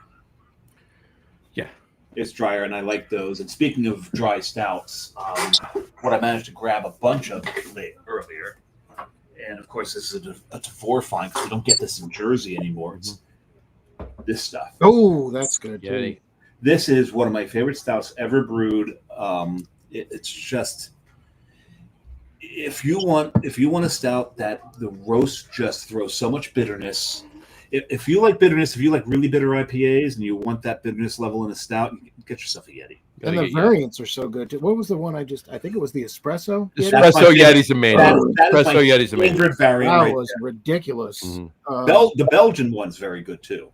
Yeah, I don't think I've had a bad beer in that they've ever. No, I got to be honest with you. Two of my favorite, all-time favorite. I mean, for years, forever, for years and years and years. Two of my all-time favorite late year, like late October, November, December beers are from Great Divide. one of them is a barley one. And Avery. Yes. And neither of which we can get in New Jersey anymore. And that's the Hibernation Ale from Great Divide. That's the barley one. Hibernation and the Old Jubilation. And the Old Jubilation. Yeah, Old Jubilation. From Avery. Yeah, I think I got cans of each. I have one can left of Old Jubilation. If I'm not able to hook up with any, I will have that one can one of our holiday shows this year. If we have them in stores again this year, remind me and I'll get you some. Please do. That'd be awesome. We can't get it anywhere near. But they're intermittent. You see them. Sometimes you see them and sometimes you don't. Yeah. No, you're right. We've talked about this and we'll probably wind up chatting about this on the show next week with our guest that's coming on next week, Pete. And that's New Jersey had a really, really, really huge craft distribution company that closed 2 years ago, and they sold off all of their distribution, their rights. their rights to the brands that they did. AB InBev got a bunch. Horrible. But they got them, and then they decided not to actually bring it in. And they bought them, and then limited what was coming in from them, and then like you would assume they would do, right? And some other small boutique got a couple or whatever, but a lot of them got. It was the worst thing to happen to craft beer in the state of New Jersey ever, because the people that bought them, with the exception of a couple of the boutique brands, boutique distributors, which is fine because they'll keep it going. But the bigger distributors that got the brands that this distribution company sold off, all it is number crunchers that don't know the industry. They don't know craft beer. They don't. All it is okay. These three SKUs are doing the best. Yeah. Let's just focus on them. Forget everything else. We're not bringing them in. But not for nothing, John. New Jersey deserved it because at every turn, people made fun of Hunterdon. They get on their case, they complain about them, and they fold. I never complained about them. I didn't, but a lot of people complained about Hunterdon. They were maligned, and when they folded, everyone's paying for it now. Hunterdon brought in some of the best beer that this state ever saw, and they're gone, and we will never see. They brought in Great Divide. That's gone. They brought in Great Divide. They brought in Avery. They brought in Avery. They brought in Almanac. Yeah. More on that in September. Well, Great Divide, though, I mean, they closed their tap room, right? Didn't they? Great Yes. Divide closed the tap room. Yes, they closed the tap room in. So there's going to be changes with the brand as it is, but even above and beyond that, you said they didn't stop brewing. From what I read, they didn't stop brewing. But They just closed the tap room. The tap room wasn't far away from Coors Field. Yeah, I've been there. Tom, it's not a good sign, right? It's not a good sign. And no, I was just going to add though. You said you wanted to discuss with your guest next week. I don't think you should have it next week. This show has been so fantastic. You guys just need to end it on this high note. Done. Right, we're done. This is the top, right? Anybody got a fork so we can stick it in it? Yeah. But Tom, I don't think Tom's drinking a beer right now. So my fourth beer is a cocktail. That's what I thought. I could not drink it. I mean, I just could not drink any more beer. I'm so bloated. So I just decided to make a Christmas inspired cocktail. So here's what I did. I've got the Watershed Fall Finishing Series. This are a 6-year-old straight bourbon finished in apple brandy barrels at 129.2. I used these cranberry bitters to make it Christmassy. And then it's kind of a Christmas Manhattan. So instead of sweet vermouth, I used the Blanc. Very nice. Very nice. So I got that light. So it's a little the only bit thing I would add to your comment is that if I ever told my wife I could not drink another beer, I was so bloated, she would immediately rush me off to the emergency. Yeah, I just can't. I've been struggling drinking beer lately. I get more than 2. I said, that's it. I can't drink anymore. On that note, not that I want to turn this into a cocktail show. We'll worry about that next week. But Tom brought a little bit of and a chaser into the He did, but not. It gave me a point to say this. Now you all know this is my favorite rye. It is not mine, but definitely John's. My favorite rye, right? Michter's straight rye. Because because you have to get Catskill rye. Right. I did hook up with this. The barrels. Oh, nice. Okay. Very nice. So, you did show that at one point. I did. Did I? I did. Yeah, I made that. You done. Maybe I did. So much so that I almost finished another bottle of it. So you can make a Boulevardier. I can make a Boulevardier. Good, yeah. But I'm not going to use this to make a Boulevardier. I just cannot use this to make a Boulevardier. Boulevardier is now it's probably for me now exceeded my favorite cocktail. I will use this rye to make a Boulevardier. Yeah, that'll work. Oh gosh, you can do better than that. So to mix it with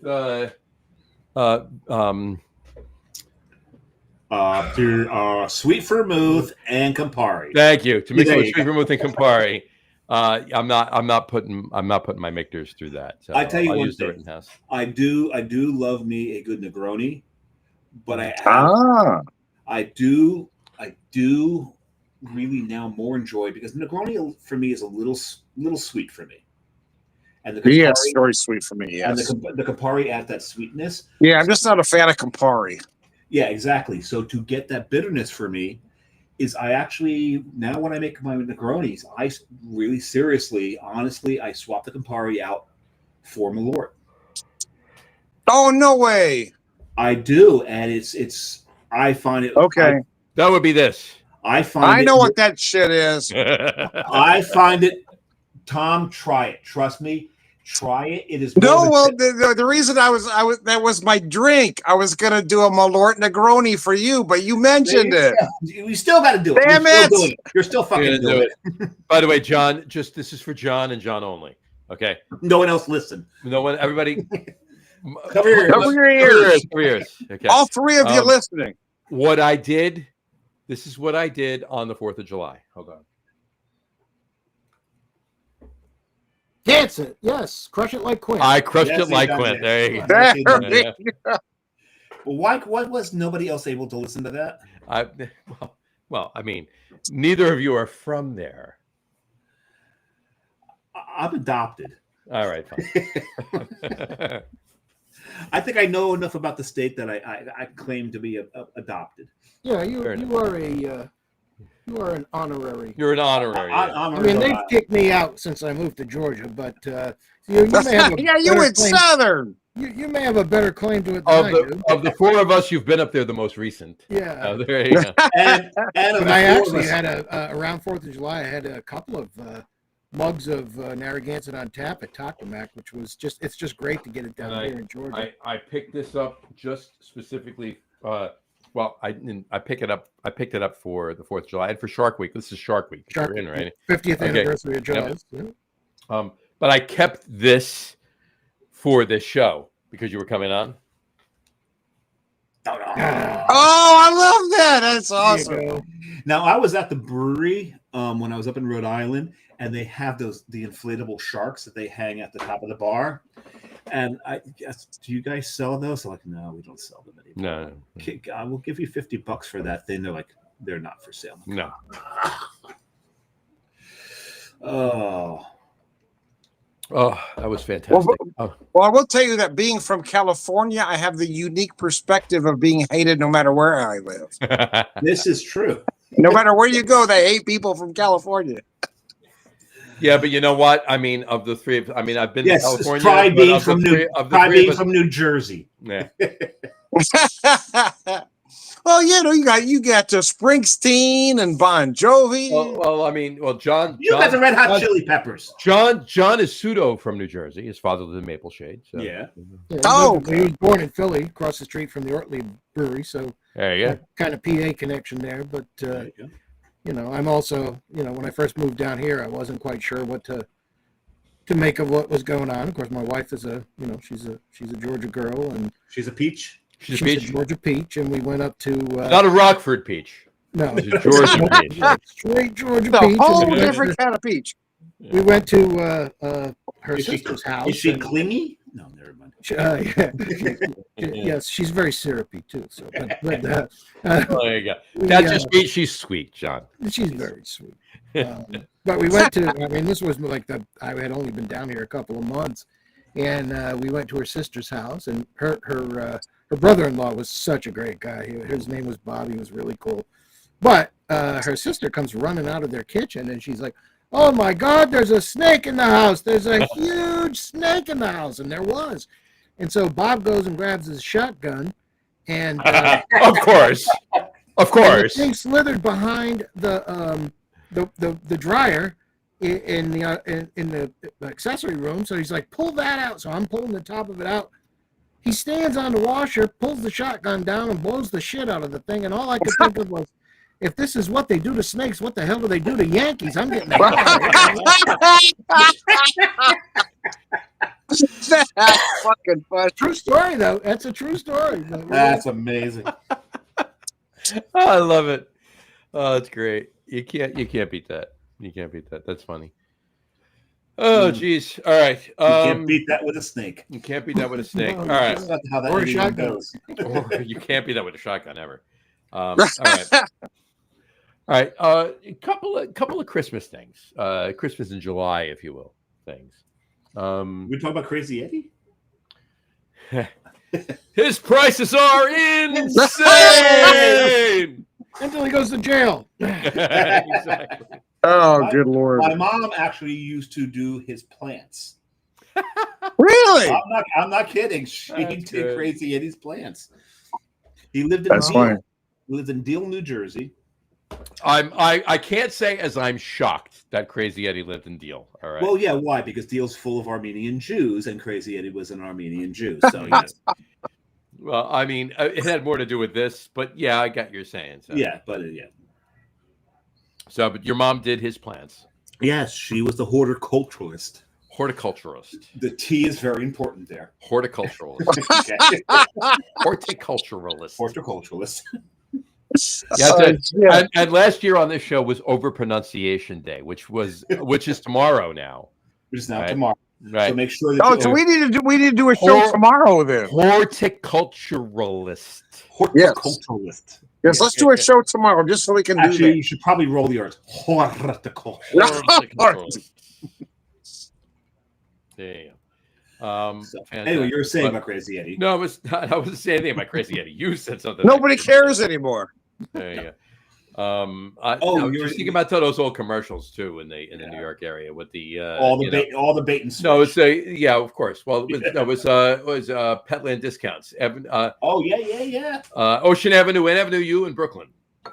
You used to see him up in Rhode Island, and because early '80s we had just got cable and PIX. Is that Channel 11? Channel 11. Channel 11, Channel 11. And that was the one of the super stations, along with the one in Chicago, that was on cable. And we were like, "Hey, look, we can get this. We can watch this station from New York and watch Crazy Eddie. His Crazy prices are insane." Seriously, I mean, those were the two commercials that I can, Are they the ones that had the buy the wee wee pads? the free wee pads with every purchase. Free wee wee pads. Yes. With every purchase. Yeah. But they, Petland Discounts. but they were buy the wees. By the wees, yeah, on By the Ocean Wees. Avenue and Avenue U in Brooklyn. Yeah, Yep. yes. There you And go. only But three ugly dogs. it's the three commercials we mentioned on the show. We mentioned Crazy Eddie, Petland discounts, and I can bring home the bacon and fry it up in the pan. We said it before. Yes, so there you you go. did. After the Oh, show, yes. he's never going to let his wife Well- forget he's a man. What exactly? What was the commercial for? I can picture it. I can- Anjali, Anjali. There you go. There it is. There you go. It was Oh, Anjali. God. Thank you. That was a perfume, was it not? I think so. Because I'm a woman. Anjali. Well, John, thanks for finally coming in. It's Well, official come out day on If the I was going to do it Locker anywhere, it was going to be on this show. So you guys know, so. Oh, that's a hell And of it a was way to only break gonna it to be your after- wife. It was only going Exactly. to be after 11 niggers put on Cool. Yeah. It took 11 pipers piping. Yes. Wow, that just became. It was an euphemistic. 11th piper piping that did it. Yeah, that last Wow. piper really could pipe. We really made that very euphemistic, didn't we? He was a piping son of a gun, I tell you what. And we're not talking about a bakery. No, we're not. He was not that kind of piper.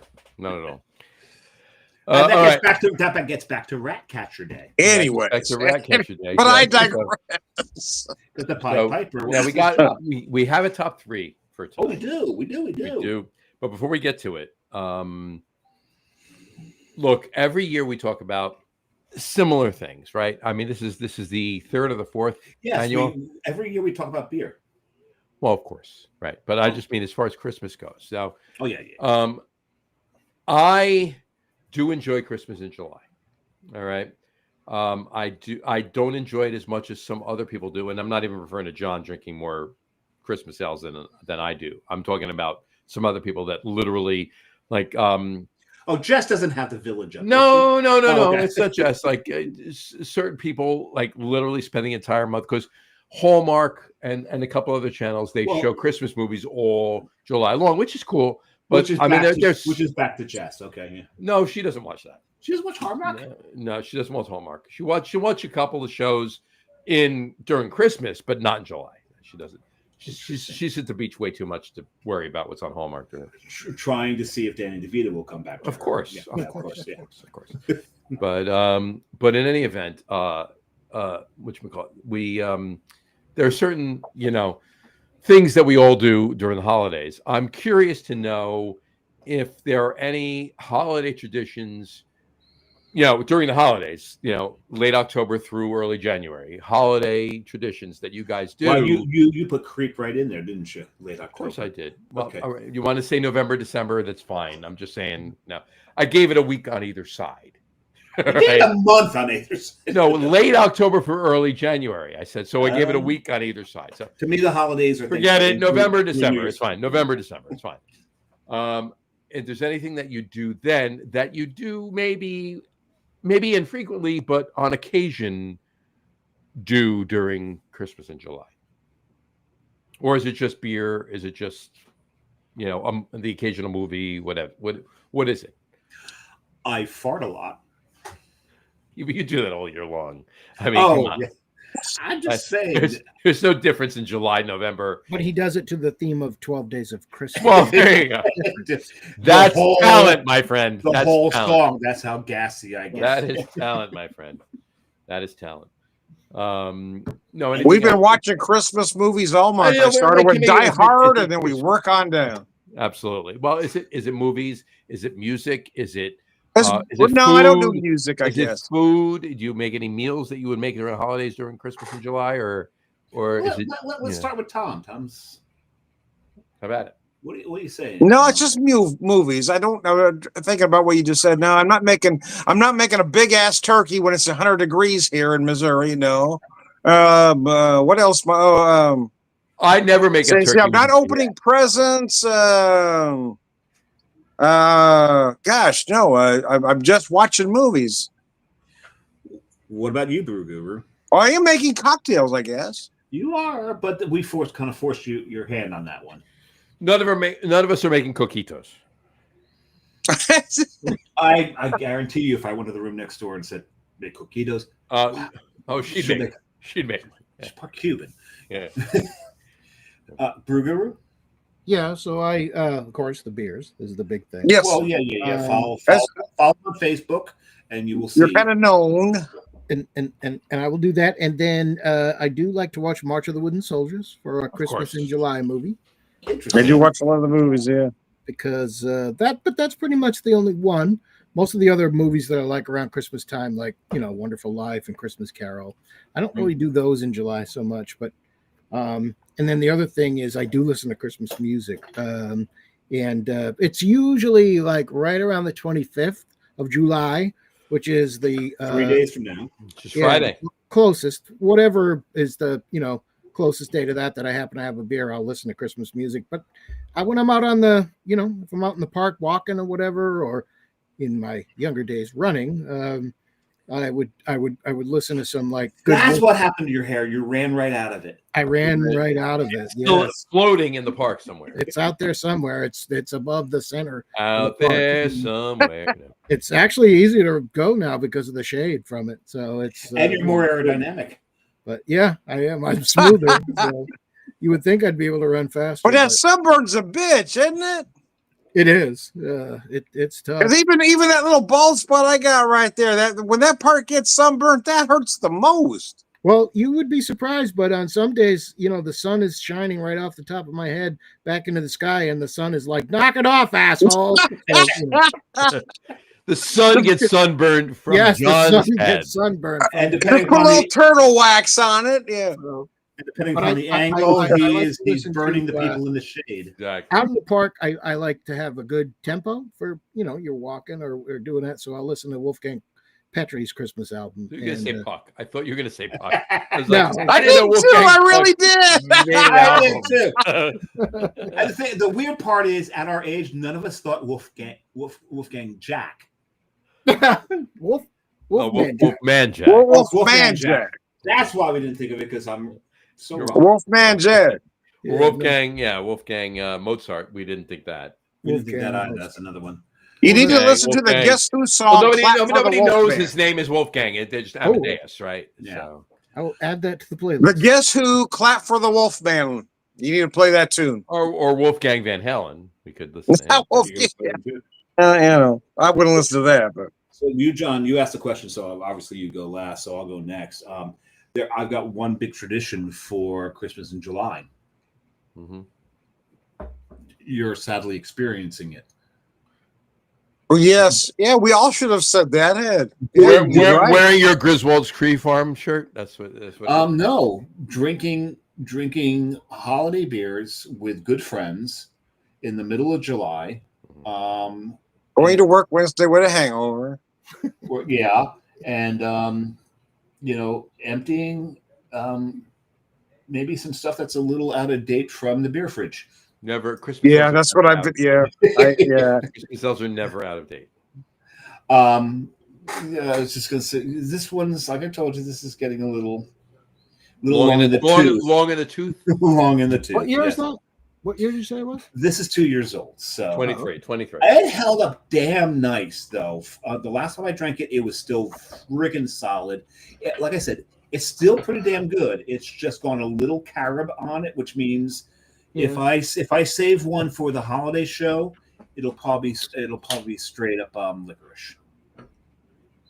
Because carob, like as in ersatz chocolate. Yeah, kind of like the chicory of coffee. Although I like chicory. I do like chicory. I like chicory and coffee. That's the problem. Yeah. See, that makes sense to me now. The chicory. No, not for nothing. New Orleans style coffee is one of my favorites. We've got a roaster in New Jersey called Rook Coffee. They're New Orleans. Over there. Right, yeah. Very in John's neighborhood. We're on subscription with getting the New Orleans style, where they grind one of their dark roasts with chicory, and it is just. What's great is when you pour it and you've got like that dark red tone in the coffee, there's chicory in it. You do. Yeah, definitely it's a beautiful thing. Yeah. Cool. I guess I'm up. You're up. 3 things. 3 things. 1, 2, 3. I echo Dave's comments. Drinking Christmas ales with good friends on this show in July every year. That's very important to me. And I enjoy every minute that we spend on this show. There's a few seconds here and there that just maybe a little flat. Oh, I enjoy it, but I still enjoy them. That's the problem. Oh, okay. Right. Number 2, I do watch I at some point, and I probably watch it twice. I've watched it already once. I will probably watch it again within the next 9 days. Die Hard. And it's Die Hard. Yeah. All right. Yeah, I always want Die Hard's the very first ever. We always watch Die Hard first, and then we go to the other Christmas movies. Yeah. For me, it's Rudolph first. Rudolph, I got to watch in November. I know, don't know why. I have to. Well, watch not July, but if you remember when we were young and you had to watch the specials when they came out, otherwise you missed them. Oh yeah, back then. Rudolph was you always watched first. it. You watched it on CBS because it was always on CBS. Yeah, Yep. it was always on That- CBS. that Charlie specials- Brown Christmas, everything was on CBS. That word Everything special Rankin spiraled- Bass. Yeah, and that word special spiraled into bongo. Oh yeah. music. Yeah. But Rudolph was always the first. Yeah. No, you're right. You're right. Absolutely. And if you didn't see it when it came on, you You're didn't see it. fucked. You're You didn't done. see it till next year. You didn't see it till That next was year. it. But no, it's Die Hard once. I'll watch it. I'll watch it a second time before the next 9 days expires. So, Oh yeah, me too. Yeah. and my You third. got to see Hans fall off the Nakatomi Plaza. That's it. Yep. It's not Christmas. Hans Hans Gruber. Gruber falls Hans off. Gruber. Hans Have you- Gruber, have you baby. seen that they actually have an Advent countdown with Hans Gruber Oh falling? really? I haven't seen that. That would be awesome. No, they don't. They I have- have it. You can get that. I have 2 things I wear every year. I got my I have my Nakatomi Plaza Christmas Party 1988. I have that T-shirt. Yeah.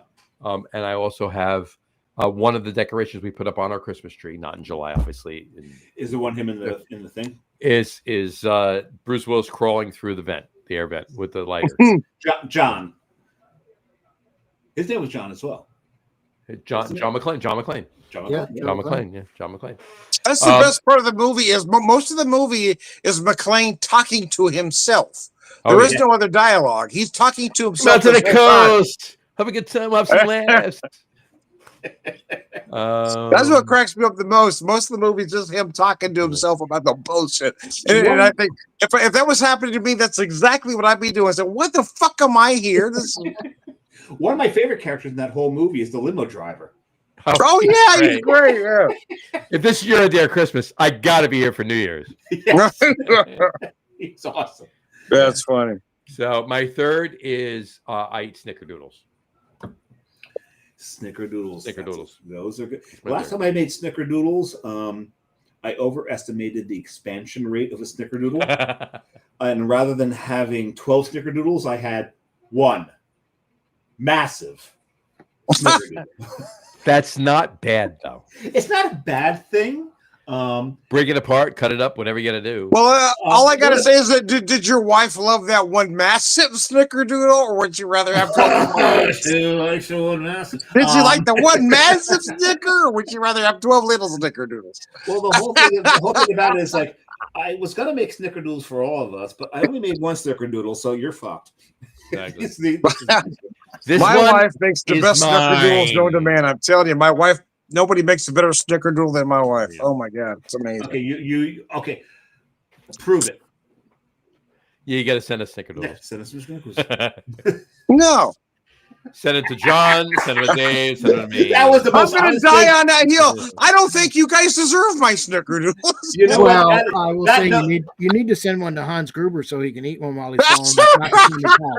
I will say. I want to redo that. I Movie. swear wanna to say, God, if as he was he's still falling alive, I on would. each other. I'll say one thing. Tom, when I said to Tom, prove it, send us some, and he said no, that is the most honest thing I think that's ever come out of Tom's mouth right there. That was beautiful. Everything I say is honest. But that was the most honest. That was good. That That was could- good. no, you ain't That was touching good. my snickerdoodle.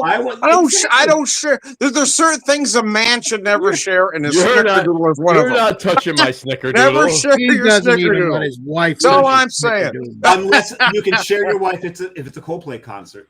There you go. Ooh, I think you know what we're not gonna get into this conversation. No, we're but gonna leave that. I think Except for I the- That's think- I gonna be think the new best- thing, right? Where are I you think- going? I'm going to a Coldplay concert. No, you're not. Who are you bringing? That's I new think- code for I I'm think the fooling best- around a Coldplay concert. I think the best meme was how embarrassed are these people? They were outed in front of the whole nation that they like Coldplay. Yeah. See, that's the most embarrassing thing of all. Yeah, you're at a Coldplay concert. But Marty Nachel had one of the best. I mean, quotes. well, He said, they could have been at a Nickelback concert. yeah, should have been. He said, being cold-played is going to be the new word add to the old English dictionary, and he's absolutely got cold-played. Yep. You got cold-played. Well, it wasn't just that. What was the other one somebody put where for the first time in how many years Coldplay dropped 2 singles? That was the one that cracked me up the most. Yeah. They haven't dropped a single since then, but they dropped 2 singles that night. Dropped 2 singles, yeah. Oh man, that's hilarious. I think I saw one the other day. It was a cartoon. It was Fred with his arms around Betty. Yes, that was that was good. That might be my favorite. I don't know if it's true or just something that somebody reproduced, but Simpsons called it again, and they put a. I haven't vetted that yet. I didn't vet it yet either, but I saw that. I did. Yeah, saw that. I haven't vetted it. If that is true, they're time travelers. I'm done. That's it. They're time travelers. Straight up. That proves if that's true. That proves it right there. That this is no, it doesn't, because somebody still lives, and they predicted a death. And so I got no more faith. There you go. All right. Time for our top 3s, and tonight's a special top 3 because regardless of what we say, our 2 guests, if you will, and they're not really guests. This is just this is the foursome that does the show every year. John and Tom do not know what the top 3 is. Oh, you didn't tell them? I didn't. No, he did not. Oh, you're a douchebag. I'm not a. He really is. I'm not a douchebag. I'm just I got tied up in business all day. Oh, okay. To use a line. Okay. But what is the top 3? So John and I have time to think about it while you 2 are rattling on. But even more than that, I want the audience to think about the fact. Don't get too excited about the fact he said foursome, because it ain't happening. Well, we'll break into pairs. You never know what can happen. We have one more drink. Things can get a little funky. We'll pair up in 3s. As Yogi says, we'll pair up in 3s. It'd be just like California in 75. We'll drop keys in a bowl. So tell them the top. So John, tell them the top 3. Here's the thing. We'll give them some time. We don't have to jump right into Give us the top 3 so John and I can ponder. And I do apologize for this, but it's not that difficult of a top 3. Okay, so here we go. Tonight's Tenops. Did I say Tenops? You said you did. Tenops. Okay. So tonight's top 3 list. Hold on. Let me just put this up here. Boop, boop, boo, da, boo. Tonight's top 3 list is. He doesn't even know what the top 3 list. No, I was just posting it. No, I didn't forget. There we go. I just want to paste it there. Top 3 favorite holiday dream vacations and what we drink there. Oh, geez, Louise. Top 3. I thought this was going to be Christmas related. Well, it is holiday dream vacations. And you're going away for not Christmas in July. He's being PC by saying holiday. Your Christmas dream vacations and what we drink there. Christmas dream vacations and what we drink there. So you need me to go. You need me to go first, so you guys have a little time to think, or is somebody? Yeah, no, you and John need to go first, so John and I can ponder a little bit. Since you just threw it on us. That's John. That's John's fault. It is my fault. I'm bad. He's kind of a peckerwood, but yeah, he's a peckerhead. Oh, by the way, hold on. You know what? I'm gonna give you a little extra time, and I'm gonna give Dave a couple minutes too. I'm gonna do this. I opened my 5th beer. Yes, I opened a 5th beer. That's a rarity for John. If it's not the last show of the year, there you go. You animal. I am drinking my 5th beer. Is the only one I have in proper glassware today, and it is St. Bernardus Christmas Ale. Oh, that's a beautiful beer. St. Bernardus Christmas Ale, and it is in proper glassware. It's today's the 22nd, right? Yeah, no, next month. Next month is St. Bernardus Day. No. I'm aware of that.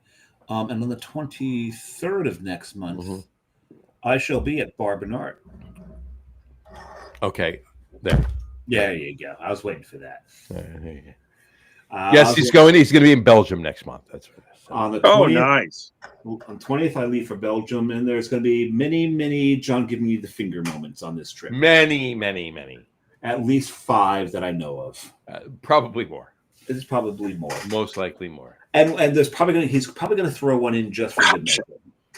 Well, whatever it is. If it's 7, you get 8. If it's 9, you get 10. Yeah, just for being. With 6, you get egg roll.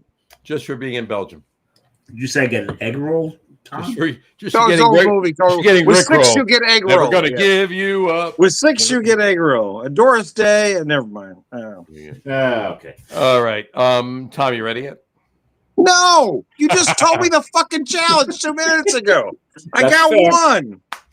Bruguru seems You very, and Dave take some time with this. Well, Staradumsky seems very stoic and confident in his pose right now, unless he's just fallen asleep Or with his frozen? eyes open.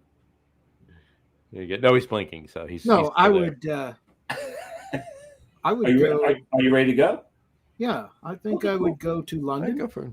London. Sure. I would go to London, and I would go to the accounting shop of Marley and Scrooge, where I would enjoy many a glass of Samuel Smith's Winter Warmer. That's not a that's I like that. I would go to Chicago, where I would like to stay home alone with several bottles of assorted Goose Island Bourbon County brand stouts. Okay. And then, of course, for the top one, I would go to Cleveland, to a house with a very bright and shiny leg lamp, and drink a lot of Great Lakes Christmas ale. So yeah, those would be my dream vacations. The fact that Cleveland is a dream vacation I'm confuses Hey, me. Cleveland has great beer. Doug and I can tell you, They do. we have fond memories of walking over the bridge with the Guardians on it in a snowstorm to get to Great Lakes in April. And yes, in April. Cleveland rocks, as they say. Being warmed by the fire from the river. Yeah, was that that was where the house from Christmas Story was? 100%. Hold on. John's going to go through his photos now. John doesn't have to go through them. John knows exactly where it is. And he's You going guys to put me on find. the spot, so if any of my data is slightly off, you know why. But No. You're spot on. You are spot on. John has been there. John has a deck of cards from Christmas Story that some awesome motherfucker gave him. yes, There's the house right there. that's where I would go. Mhm. And I think Home Alone was filmed in Chicago, right? So yeah, Home Alone was filmed in Chicago. Yes. yeah. Your information is accurate. And I love that movie. So it is just a fantastic Christmas movie. So Hold on. That's me looking at the leg lamp in the window. Hold on. Is this? Oh, you're going to pull up That's the me. electrical? That's me decoding the thing in the bathroom. Okay. Do you have the electrical outlet? I 100% do. Yeah, I know he has the electrical outlet. That was a loaded question. I've been serving up John meatballs all friggin' night, and he finally did it. I finally hit one out of the park. are you sure that you didn't take that picture in the last one in my living room? no, that was in the house in the Christmas Story. When I have my tree and lights up. But I will say The best part about that is we did hear this when we were out there. We were at the house. We did hear that the producers of the movie, when they were scouting out locations, right? They drove down the house is like it's over here, right? You're coming down the street as a T. It's in Belmont? No, it's in Cleveland, but you're coming down a T, and there's a street here. The road you're coming down stops, and over here is that house, and right next to it is the Bumpus's house, right? But yeah. Over here, right here on the corner is a bar. Okay. So they were driving down the street and they saw the house, and now that's it. That's the house we need to have. That's the house that has to be the house for the movie. So they went over, knocked on the door. Nobody's home. So they had the car parked already. They're like, oh, there's a bar over there. Let's just wait. We'll sit in the window. We'll look. When somebody comes home, we'll go over there and wait however long it takes. So they're sitting there and they were talking to the bartender and like, hey, you know the guy that lives over there, blah, blah, blah, blah, blah. And there was a guy at the bar that said, yeah, I know the guy that lives over there. Oh, blah, blah, blah, blah, blah. What do you want to do? So he told him what he was going to, he says, oh, I'll tell you right now, I live over there and it's my house. And I'm sitting here. I'm obviously having a beer or whatever, just relaxing. But I'm going to tell you right now, I don't want any film crews. I don't want this and that and everything else in my house. They said, we'll give you whatever the amount of money. I forget what they said it was, $20,000-$30,000 or whatever. We'll give you this amount of money and we'll put you up in the hotel for the whole time. And the house will be in pristine condition, better than it was when you left. And he said, here's my keys. So, Tom, have we stalled enough to allow you to get your top threes, or do I need to go next? Nah, well, you haven't gone yet. No. That's what I said. You two were supposed to go first. Do you not pay attention? No. Staradumsky went first. We have been stalling our asses off. All right, I'll go ahead and go. Well, you should already have a list because you knew in advance, but nevertheless. I'm the one who came up with the damn top three. So, yes, I'll go ahead and go. So here, I'll just fuck it. Anyways, you brave man, you brave strong. If I'm talking Christmas beer vacation, not necessarily just for the wife and I, but if I'm talking Christmas beer, I would want to. I've never actually been to Sierra Nevada, so I'd love to be there at that time of year when Celebration is released. That would be awesome for me. Asheville or up in Chico? No, Chico. Yeah, the original location. Go to Asheville and we'll meet there. And I want to go to that original location right there where it all started. The second one, actually, it all started with the yeast in Newark, but New Jersey. Yeah, by the way, yeah. Okay, never fucking mind, but nevertheless, as I was looking at different places and places I've thought about going,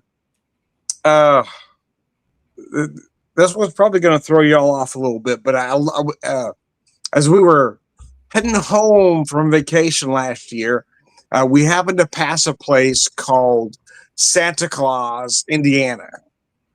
Interesting. So, but they have an actual brewery there. Okay. So that would be again, this is in no particular order, but I would really love to go there just because it's called Santa Claus, Indiana, and they have Santa Claus Brewery right there. Oh my God, I had that in the 90s. They're still there, Tom? Yeah. Have you been there before? I've never been there, but I've had the beer. I got it from Beer. Yeah, no, I've never had the beer. I didn't realize it was there until we were passing through. But at the time we were passing through, there was a major storm happening, so there was no way we could stop. But oh my gosh. And you're number one. Give me just a second while I pull up my info here. Okay. Since you didn't give me any time. Yell at the one who's typing right now. Yeah. I tried to buy you some time. So I would love to go to. Yeah, there's a couple places I was looking up. Again, I really would like to go to Sierra Nevada, that original location, because it wasn't there when I left California way back when. And then Santa Claus, Indiana, really, I love the idea that the whole town is themed around Christmas. That is cool. And then they have a brewery and all that. But many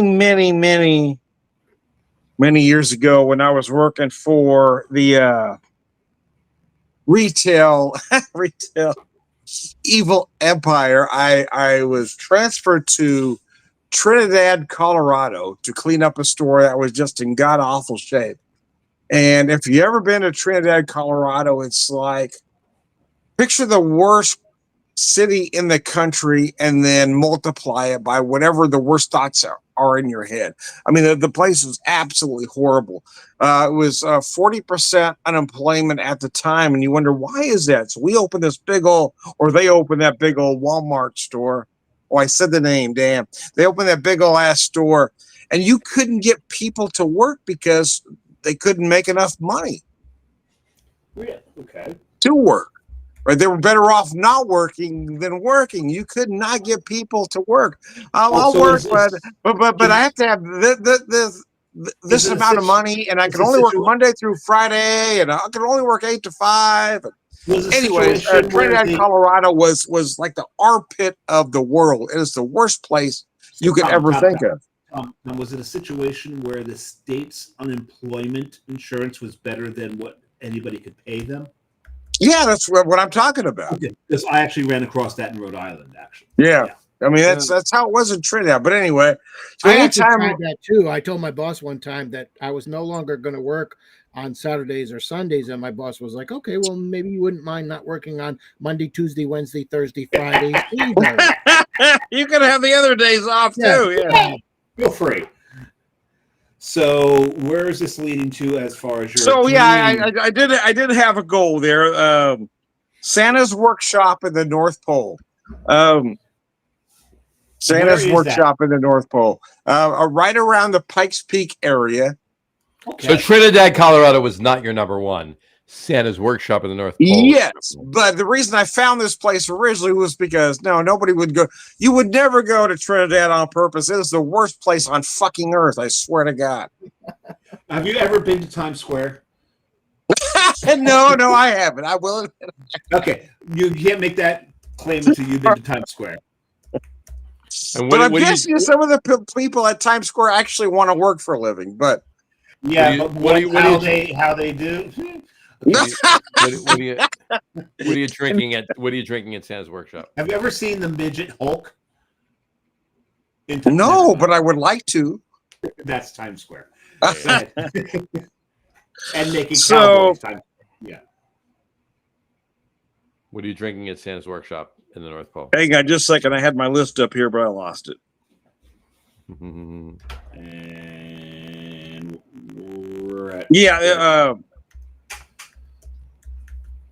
there's also if you like on one of the side streets off of Times Square, you can see. You gotta say one of the side streets off of Santa's workshop. No, you can see Minnie Mouse. No, that's where you find all the hoes. You get ho. You can definitely get ho there. Her beer bottles with. There you go. So, beer. Yeah, so work with me here. I'm doing this on the fly because you gave me no time. I'm giving you 20 minutes at this point. He did it and then lost it. Well, I lost my link, but I do have to say is if Tom's shirt was orange, I would mistake him for Fred Flintstone. Could you? It's the red and black stripes. It's just I had to suck. Yabba dabba do. So the park itself doesn't have beer. The park itself doesn't have beer, but that area there's it's Colorado. It's got beer. Yeah. Well, anyways, but I digress. BYOB. Okay. Go ahead, start talking, Dave. You just keep talking. Okay. So I'll move. We'll move on to mine. We'll find out we'll find out what Tom is drinking at the North Pole after Dave's top three. There you go. My number three is, and it's because of a cassette tape that I was subjected to when I worked in a bookstore. The bookstore only had one Christmas CD, and it was the Bing Crosby CD, and it led me to one time tell the manager, if I have to hear Kali Kaliki Maka one more time, I'm going to kill it. Maka is I'm going to say on this bright Hawaiian Christmas day. Shut up. Say it again. Sing it again. But yeah, it's anyway. So, at any rate, but because of that, my number three is to do Christmas in Killarney. Oh, there it is. Okay. Oh, that's good. I would do Christmas Killarney, and straight up that I would be drinking Guinness after Guinness after Guinness after Guinness after Guinness after Guinness ad nauseum and enjoying every fucking one of them that is poured there. But since it's Killarney, there's another beer there that you do have to drink other than Guinness. Smithwick's. It's pronounced Smithwick's, by the way. No, yeah, that's funny. Sorry, I could. Yeah, so you got to drink some Smithwick's, you got to drink some Guinness, and every now and then you got to mix the two of them, float one on top of the other. A blacksmith. Blacksmith. That's me. You got to drink a blacksmith. So that's my number three. Killarney drinking blacksmiths, Guinness, and Smithwick's. My number two is Austria, and I want to be there for Krampus. I want to see that parade. I want to see them whip the nasty children into shape. And I wouldn't drink any Austrian beer that they will offer me at that point. Absolutely. But to be in Austria for Krampus, that's got to be expectable. And I think Salzburg has the best. So you can put in Salzburg. That's got the best Krampus. Why don't you drink Sammy Claus while you're there? I was going to say, if they offer me a Semichos, absolutely, I'll be drinking one of those. Fair enough. Eggenberg, right? Eggenberg, Yes. Eggenberg. So yeah, you can put that in there. Hermann in Switzerland. But. Yep, but they moved it into Austria, or as Germans say, Österreich. Österreich. But speaking of Germany, my number one is actually Germany, specifically Cologne, for the Christmas markets. And as much great German beer as you have there, and Cologne's known for the Kolsch, because in German it's Köln. Köln. Koln. Köln. And the beer from there is Kolsch.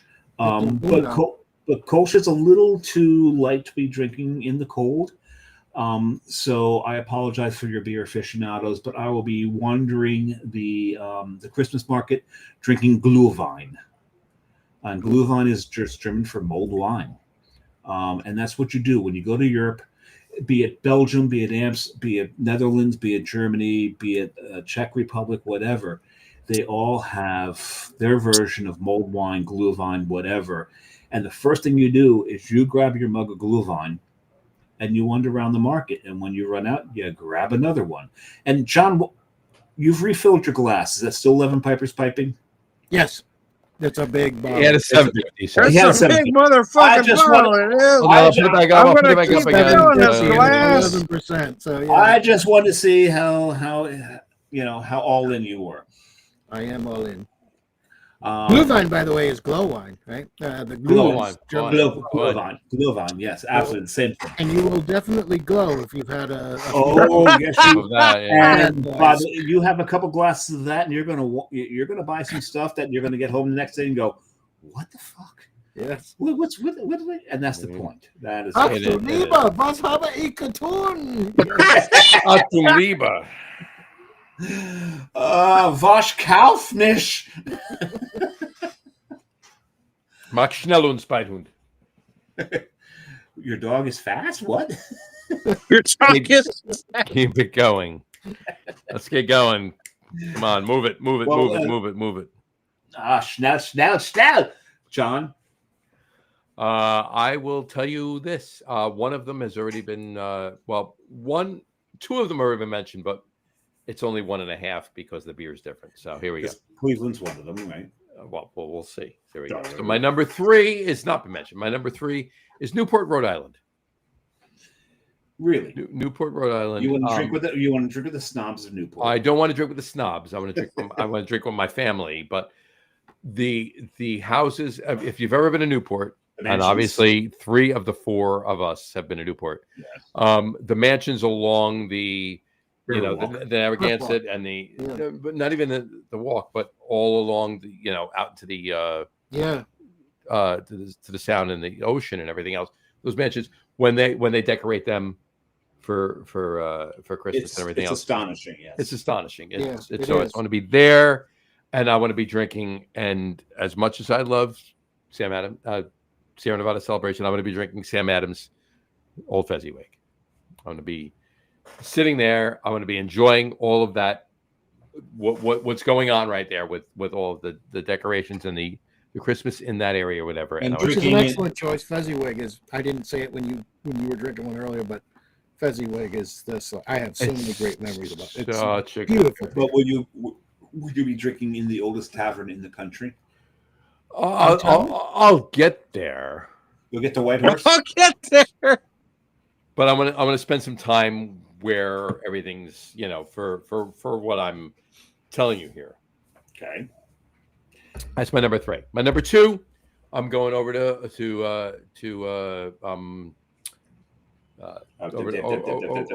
over to England. Old Blighty. I'm going over to London. You're crossing the pond. Crossing the pond. Going over to Blighty. I'm going over to London, and I'm going to be in the city. as much as, I mean, that city just loves Christmas. It's insane what they do over there. I want to be in the city. I want to be in London, and I want to be drinking Sam Smith's Taddy Porter is what I want to drink. Yeah, that's a beautiful beer. Mm-hmm. First time I ever had a Taddy Porter, I was like, oh, cool, black bottle. And then I started pouring, went, what? No. Oh, fuck. Okay, the beer's black. Yes. There you go. And my number one, as you could have guessed from the pictures that I just showed you before, would be Cleveland, Ohio. Would be celebrating everything by the Christmas Story House, and going over to the town square over there, which was Higbee's, which is actually a casino now. It's Jack's Casino. Your father owns a casino? My father owned a casino. Imagine that. And I'm still here doing this podcast now. I didn't know he was Native American. And drinking the exact same. Yeah, right. Drinking the exact same Skin beer. is a little red. It is a little bit. Drinking the exact same beer. Drinking. That's his nose. That's very true. That's the Irish. He's going to be drinking a Great Lakes. He's trying to get out Great Lakes Christmas. I'm going to be drinking the same thing Bruguru is drinking at Great Lakes Christmas. And I am going to, on Dave's theme, take great schadenfreude in the fact that on short notice I stole Johnny's Thunder and came up with my number one location is his number one. Yeah, drinking the same fucking beer. So yes, Schadenfreude. I like that. And there you have it. So there you go. That's so, Tom, did you ever figure out what beer you're drinking? Yeah, what beer well, you're drinking? I had already mentioned it was Pikes Peak Brewing Company, but I lost my link. It is their Christmas ale. Was a winter warmer at 8.3%. The Pikes from Seattle? But just to be Denver, Pikes Peak area. Oh, okay. In Colorado, because I lived out there for a little bit, and I lived in Trinidad. So anytime we get away, we go out to Colorado Springs. So it's just past Colorado Springs. You get into Pikes Peak area. And, oh my God, that area is so incredible. Oh, Pikes Peak's beautiful. I love it out there. Oh yeah, it was amazing. Yeah, I mean, I hate cold, but I love that particular part of the country. It was amazing. What's amazing is you could be out in Denver. You could be out in Colorado. This is why I love Colorado. You can be in Colorado in the summer and go to certain areas that are freezing. You can be in Colorado in the winter and go to certain areas that are hot. And not hot compared to the islands by any means, but hot compared to like Trinidad. The rest of the state. Yes. Right, exactly. Trinidad was horrible, but we love Manitou Springs and Colorado Springs. It was just amazing. Yeah, you go. And get bitten by a rattlesnake and game over, man. Exactly. Doug Smith says, I missed the top threes working. To give you a recap, the top threes were top three favorite holiday dream vacations and what we drink there. Brew Gurus were London, and he'd hang out at Marley and Scrooge offices and drink a Sam Smith's Winter Warmer. It's number three. His number two was Chicago, Home Alone, drinking a Goose Island Bourbon County Stout, and for his number one, he'd go to Cleveland, where they filmed Christmas Story and drink a Great Lakes Christmas Ale. Tom's, he'd go to Chico, California, and drink Celebration. He'd go to Santa Claus, Indiana, and drink any beer from Santa Claus Brewery, and he'd go to Santa's Workshop in the North Pole and drink Pikes Peak Christmas Ale. Dave's was Kilcarney. His number three, Kilcarney, and he drank Kilcarney. You put Kilkenny and Killarney together. No, Killarney. It was Killarney. Yeah. Christmas in Killarney. It was in Kilcarney. It was Killarney. Kilroy. But you was loving Carney, and you weren't happy from time to time. And we were wrong because Smittix is actually in Kilkenny, not Killarney. Yeah, so you want Kilkenny or Killarney? Where do you want to be? Kilkenny. Kilkenny. What beer is that? Oh, yes. Kilkenny, you bastards. Son of a bitches. One of the two. It's Killarney because that's the song. Killarney. I typed Killarney, so there you go. Okay, good. You just read it wrong. But I've drank in Killarney, and actually, I think some of my favorite memories of drinking in Ireland were in Killarney. There you go. And he'd drink a Blacksmith. He'd drink a Guinness and Smittix. Right.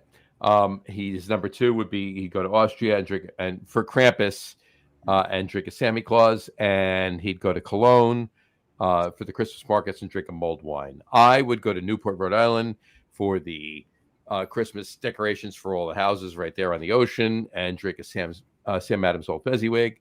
I go for my number 2. I go to London and be in the city and drinking a Sam Smith's Taddy Porter. And of course, my number 1 is the same as Bruguru's number 1. I go to Cleveland, Ohio, for the Christmas Story House and drink a Great Lakes Christmas Ale. But since And Doug, to be clear, while I was talking about those, and then while Tom and Dave were, Johnny went to AI and had recording images of the Christmas Story house created with him in them so that he could steal my story. So but yes. And because Doug's listening now, and in his honor, I'm gonna do one of these. I'm gonna do one of these. So Doug, that's me on the phone. That the mother talked to the teacher. Wow. No, not the teacher. The other. Oh, the other mother. Yeah. Where did he hear that word? From his father, of course. No. And then her beating the child. It's amazing the images AI can generate these days. I just want to know. But at the same time, actually, on a more serious note, and in line with the more semi-obscure Christmas songs of Christmas in Killarney, if any of you know Dominic the Christmas Donkey, yeah, my friend Rudy passed away in April, and that was his favorite Christmas song.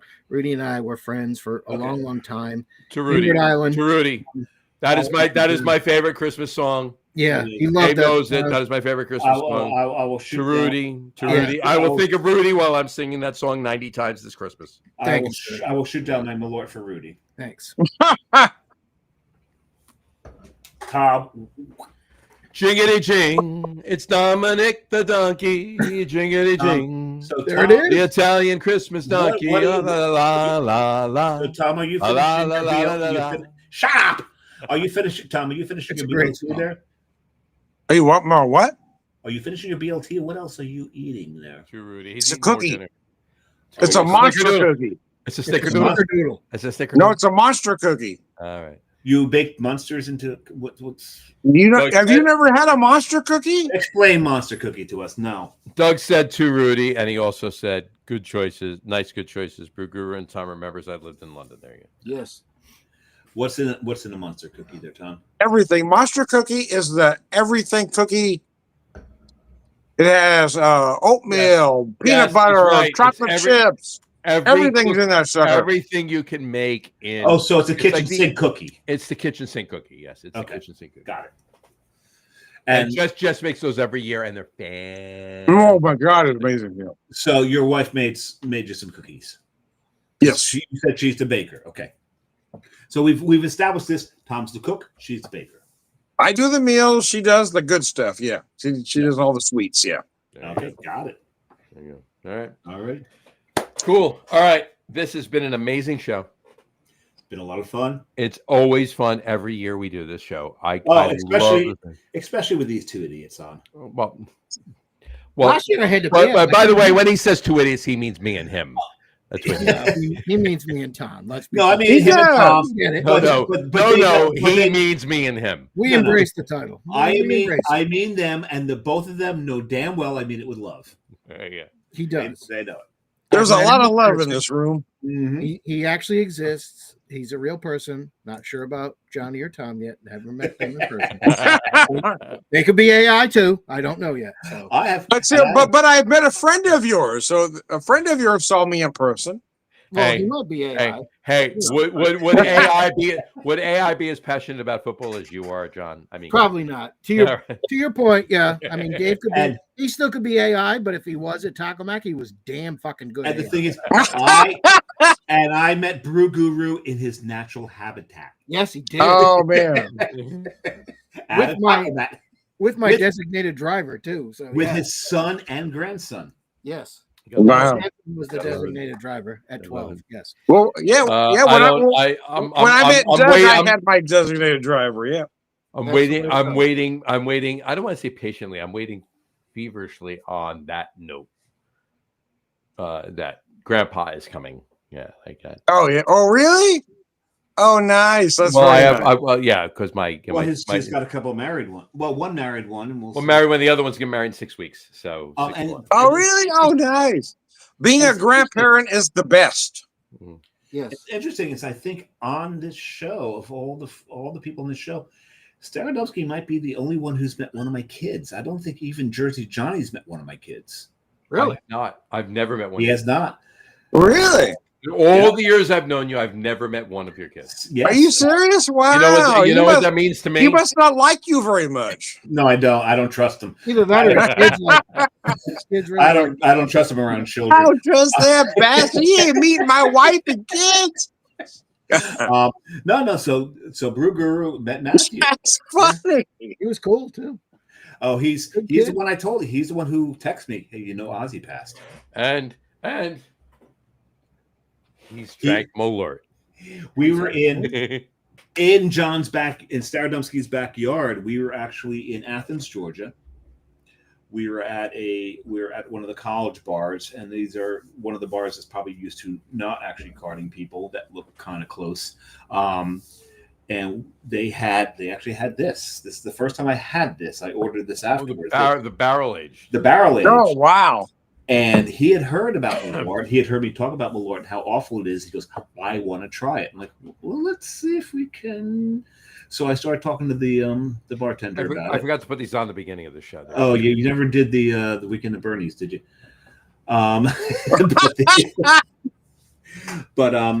So we I started talking to our server about it. He's like, yeah, I've never tried. I'm like, oh, you know what? Can I buy you a shot? He goes, I can't drink on work. I'm like, okay, well, bring me 2 shots anyway. So he brings 2 shots, and he never bothered carding my son, who was only 20 at the time. He's 21 now. So it's all good. It's all good. He's retro. Because none of us on this show drank before we were legally able to drink. Oh no. I would have never done that. No, never. So my youngest son has he's only had 2 alcoholic beverages in his life. Both I have supplied for him, but the second alcoholic beverage he ever had in his life was actually Malort. He will have those bragging rights for life. and because of that being the number 2 alcoholic beverage that Dave ever gave him, he will never drink a thing ever again in his life. We'll see. His number 1 thing he ever drank was a White Russian. He's like, I want to have a cocktail, and I want you to make it for me. And I'm like, I'm pretty sure he said, send this bottle to Tom because he really loved it. And here it sits. Tom is a Malort whore. Hey, I am. I'm telling you what, man.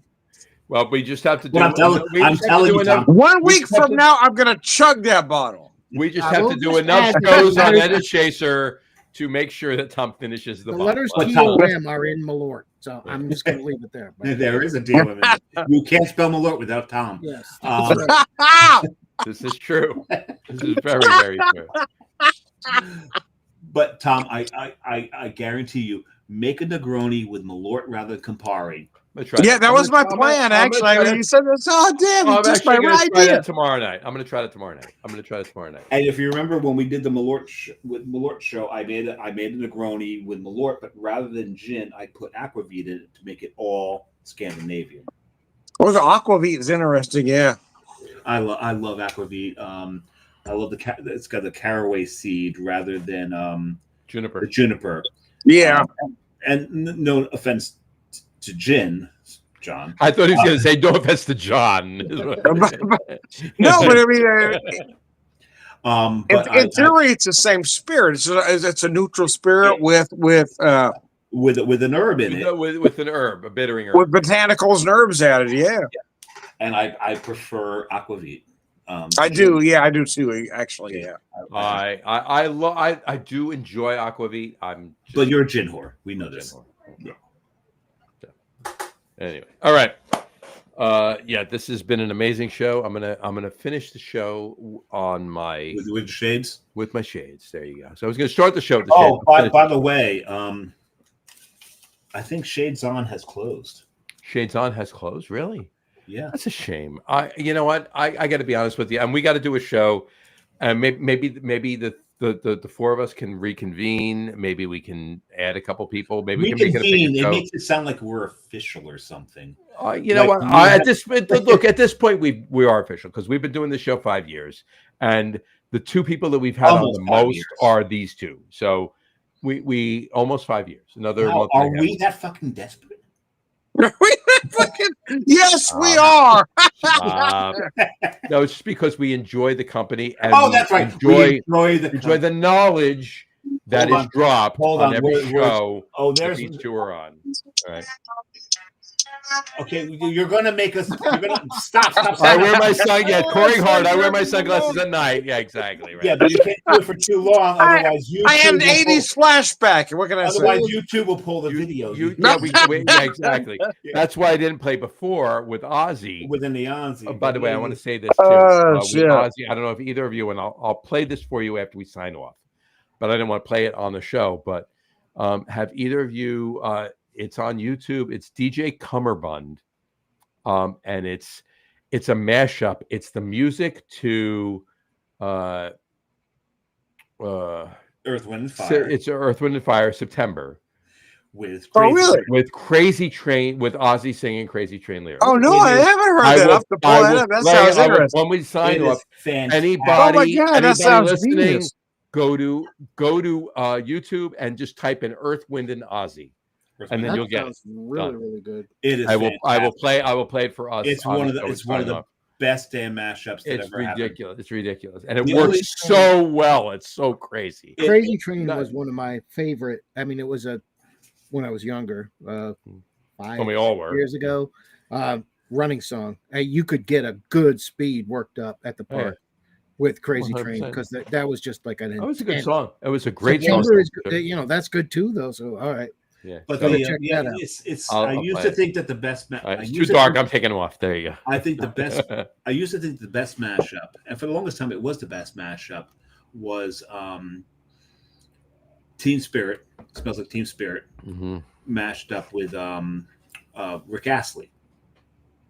Never Gonna Give You Up. Yeah, that was a great mashup until the Crazy Train September. There's a couple others I'll mention, but want to leave it at that because we're paying homage to Ozzy. So we are. Yes. But in any event, look, guys, this is an amazing show. It always is every year, year after year. Absolutely. Look forward to this one every year. Look for. I literally, once we get past the holidays, they have changed my mind. I marked this on the calendar. I think last year I wasn't able to attend. Right? You did not attend. You did not attend last year. Oh yes, you were going to come on and you weren't able to. Work. I just want to go on record that show sucked, but we are now back to our usual form of high and superior quality on this Christmas. Absolutely. And the whole thing is the person that made it so that Staradumsky could not join the show last year. He gave us the name. We found them. We eliminated them. Yes. Yeah. So he's dead. Yeah. He is. He's I didn't say anything about dead. No, he's he will not be enjoying Christmas in July or December. Stop aiding the investigation, John. Damn. On that note, all right. God, okay. No, I get it. That's true too. So, but in any event, we know Staradumsky can't work for the NSA. No. Oh shit. So, all right, amazing show. Stick around. We were going to talk afterwards. John, we have to put a date in the books for the pumpkin show, which is Dave's favorite. For fuck's sake. Which is Dave's favorite. It's Dave's favorite. For fuck's sake. Well, me and you have a good time on it. Have I not been through enough in my life? We need to. Dave, you've had enough pain. You've had enough pain. So yes. I know exactly right. So, nobody drinks pumpkin beers on purpose. Except for Staradumsky. Except for me and John. There's something wrong with them. Yeah, there's some deep-seated illness. There's something wrong with them. American beers. It's like creativity. They didn't have anything to brew with. No. There is something wrong with not corn, so they use pumpkin. They said, "What the fuck are these round orange things? Let's make beer out of them." Yes. You're done. No. There's something wrong with your medulla oblongata. Hey. Seriously. No. It was Buffalo Bill had a vision. Yes, had a did. vision. Now today it's more relevant. It is more relevant than ever because today we put round orange things in the fucking White House. So yes, this is true. I can't argue on that note, folks. This is where I will digress. Not for nothing. I love you, man. It is an American beer. It's an American style. Because when they first got here, they had run out of grain to make God. even bread with. So they had to find whatever the fuck there was out there. If they could have found a friggin' turtle to make beer out of, they would have. They would have done it. We could have acorn beers. But the second, And they did make acorn actually, beer. they did have acorn beer. beers. Actually They actually did do acorn beer. But the second that they brought in their first crop of grain, they stopped making the fucking shit until Buffalo Bill came around and revived it. I'm just saying. Yeah, that's true. I'm just saying the Pilgrims had better taste than we do today. All right, well, we'll talk more about that in October. Okay, so it's Oh, still July. Moving along. I can rail in October. Okay. Have that in October. So stick around.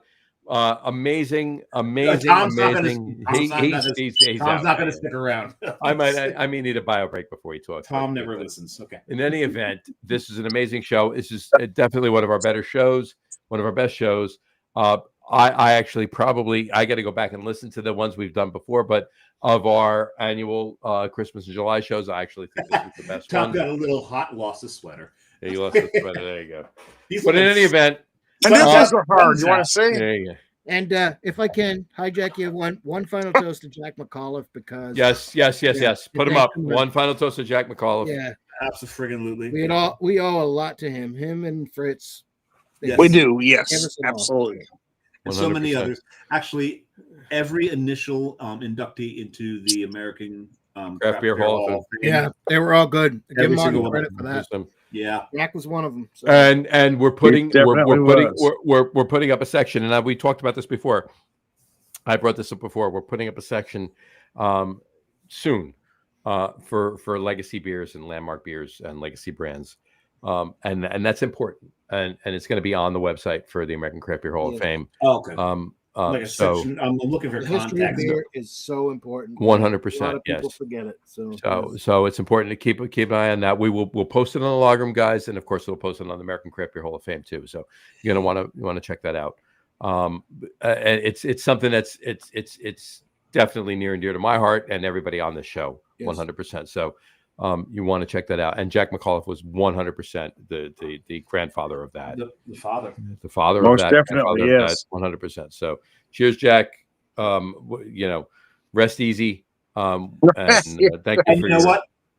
For your Jack's passing made one song, one of my favorite songs, completely irrelevant because I think it's inaccurate now. And that was "In Heaven There Is No Beer." No, in heaven there is now beer. There you go. There is now beer. Yes, There is now beer. And who sung that song? I don't remember. Tom T. Hall. Tom T. Hall. Yes. So they need to record that. In heaven there is now beer. I think Jack Jack is now here. We don't need to drink it all here. Beer song, yeah. But yeah, Because Jack is now here. He's there. He's the pioneer, and they were waiting for Jack to get there for there to be beer in heaven. There you go. Yeah. Cheers, Jack. Cheers. Thanks for the beer. All right. Stick around, guys. On that note, we will wrap up the show for today. We want to thank everybody for watching. And for those of you just listening to the audio podcast, thank you for listening. Don't forget to visit our website, www.loggerroom.com. That's LAGERROOM.com. And please remember, like us and follow us on all of our social media, Facebook, Twitter, Instagram, and of course our YouTube channel. All of them are at The Logger Room. Remember, we go live with the video podcast on Facebook, YouTube, X, and Twitch every Tuesday night around 6:30 p.m. Eastern Time. And for those of you who just want to listen to the audio podcast, you can do so on our audio host, Spreaker, as well as iHeartRadio, Apple Podcast, Spotify, Odyssey, Audible, Pandora, Amazon Music, iTunes Music, YouTube Music, TuneIn, Podcast Addict, CastBox, Deezer, Podchaser, Listen Notes. Pretty much anywhere you can find an audio podcast, you will find the Logger Room Guys Craft Beer Podcast. And if you haven't done so already, please subscribe to one or more of those feeds, and you will never miss a show. Again, thanks for following along with us. Have a great rest of your week. Have a wonderful weekend. John and Tom, thank you for coming on the show. It's always a pleasure and an amazing show when we do these Christmas and July shows. Thank you so much. And any shows you guys come on, thank you. Ooh, I got an 8-4. Love it. There you go. Yeah, but we haven't seen the East German judge yet. Thanks for The Russian judge gave me a 5. So. the Russian judge give us a 1. Yeah. No, there was a couple times where you over punctuated. There was a slur. He is such a particular guy. I mean, he is very, very strict when it comes to his judging. When it comes to John. When it comes to, well, yeah, that's true. It's not judging, it's me. That's what it is. So, John. anyway, Thanks, guys, for coming on. That was a good 100%. one. That was a damn good one. I love. You know what? Consider I my should scores. I love it 8-4. Thank you very They're much. like an old You know- bickering couple, aren't they? Yeah. Actually, you know what? Considering I forgot to bump it up for the number of beers you've had, it's probably a 9.4. Oh, I love it even The better. fact There you that go. you could do that under I did under a 5. I did it with 5 beers. There you go. under the Oh my under God, the- 5 under beers! the- Holy crap in a basket. He was OUI, Go ahead. outdrawing under the influence. Oh, Kenny. good Lord. All right, stick around, guys. Thank you so much for watching. We love the show every year. I look forward to the show every I do. year. I'm Much actually more than the scared that we pumpkin have a show. year to wait for this show again. That's it. So, but in any event, have a great rest of your week. Have a wonderful weekend. Drink a lot of beer, but drink responsibly. And we'll talk to you next week, folks. Don't forget to tune in. It's going to be a great show next week, too. The only thing I like about the pumpkin show, What's up? Bruguru's on again. That's true. Take care, guys. Cheers. Thank you. I'm drinking. Thanks more for and having more. us.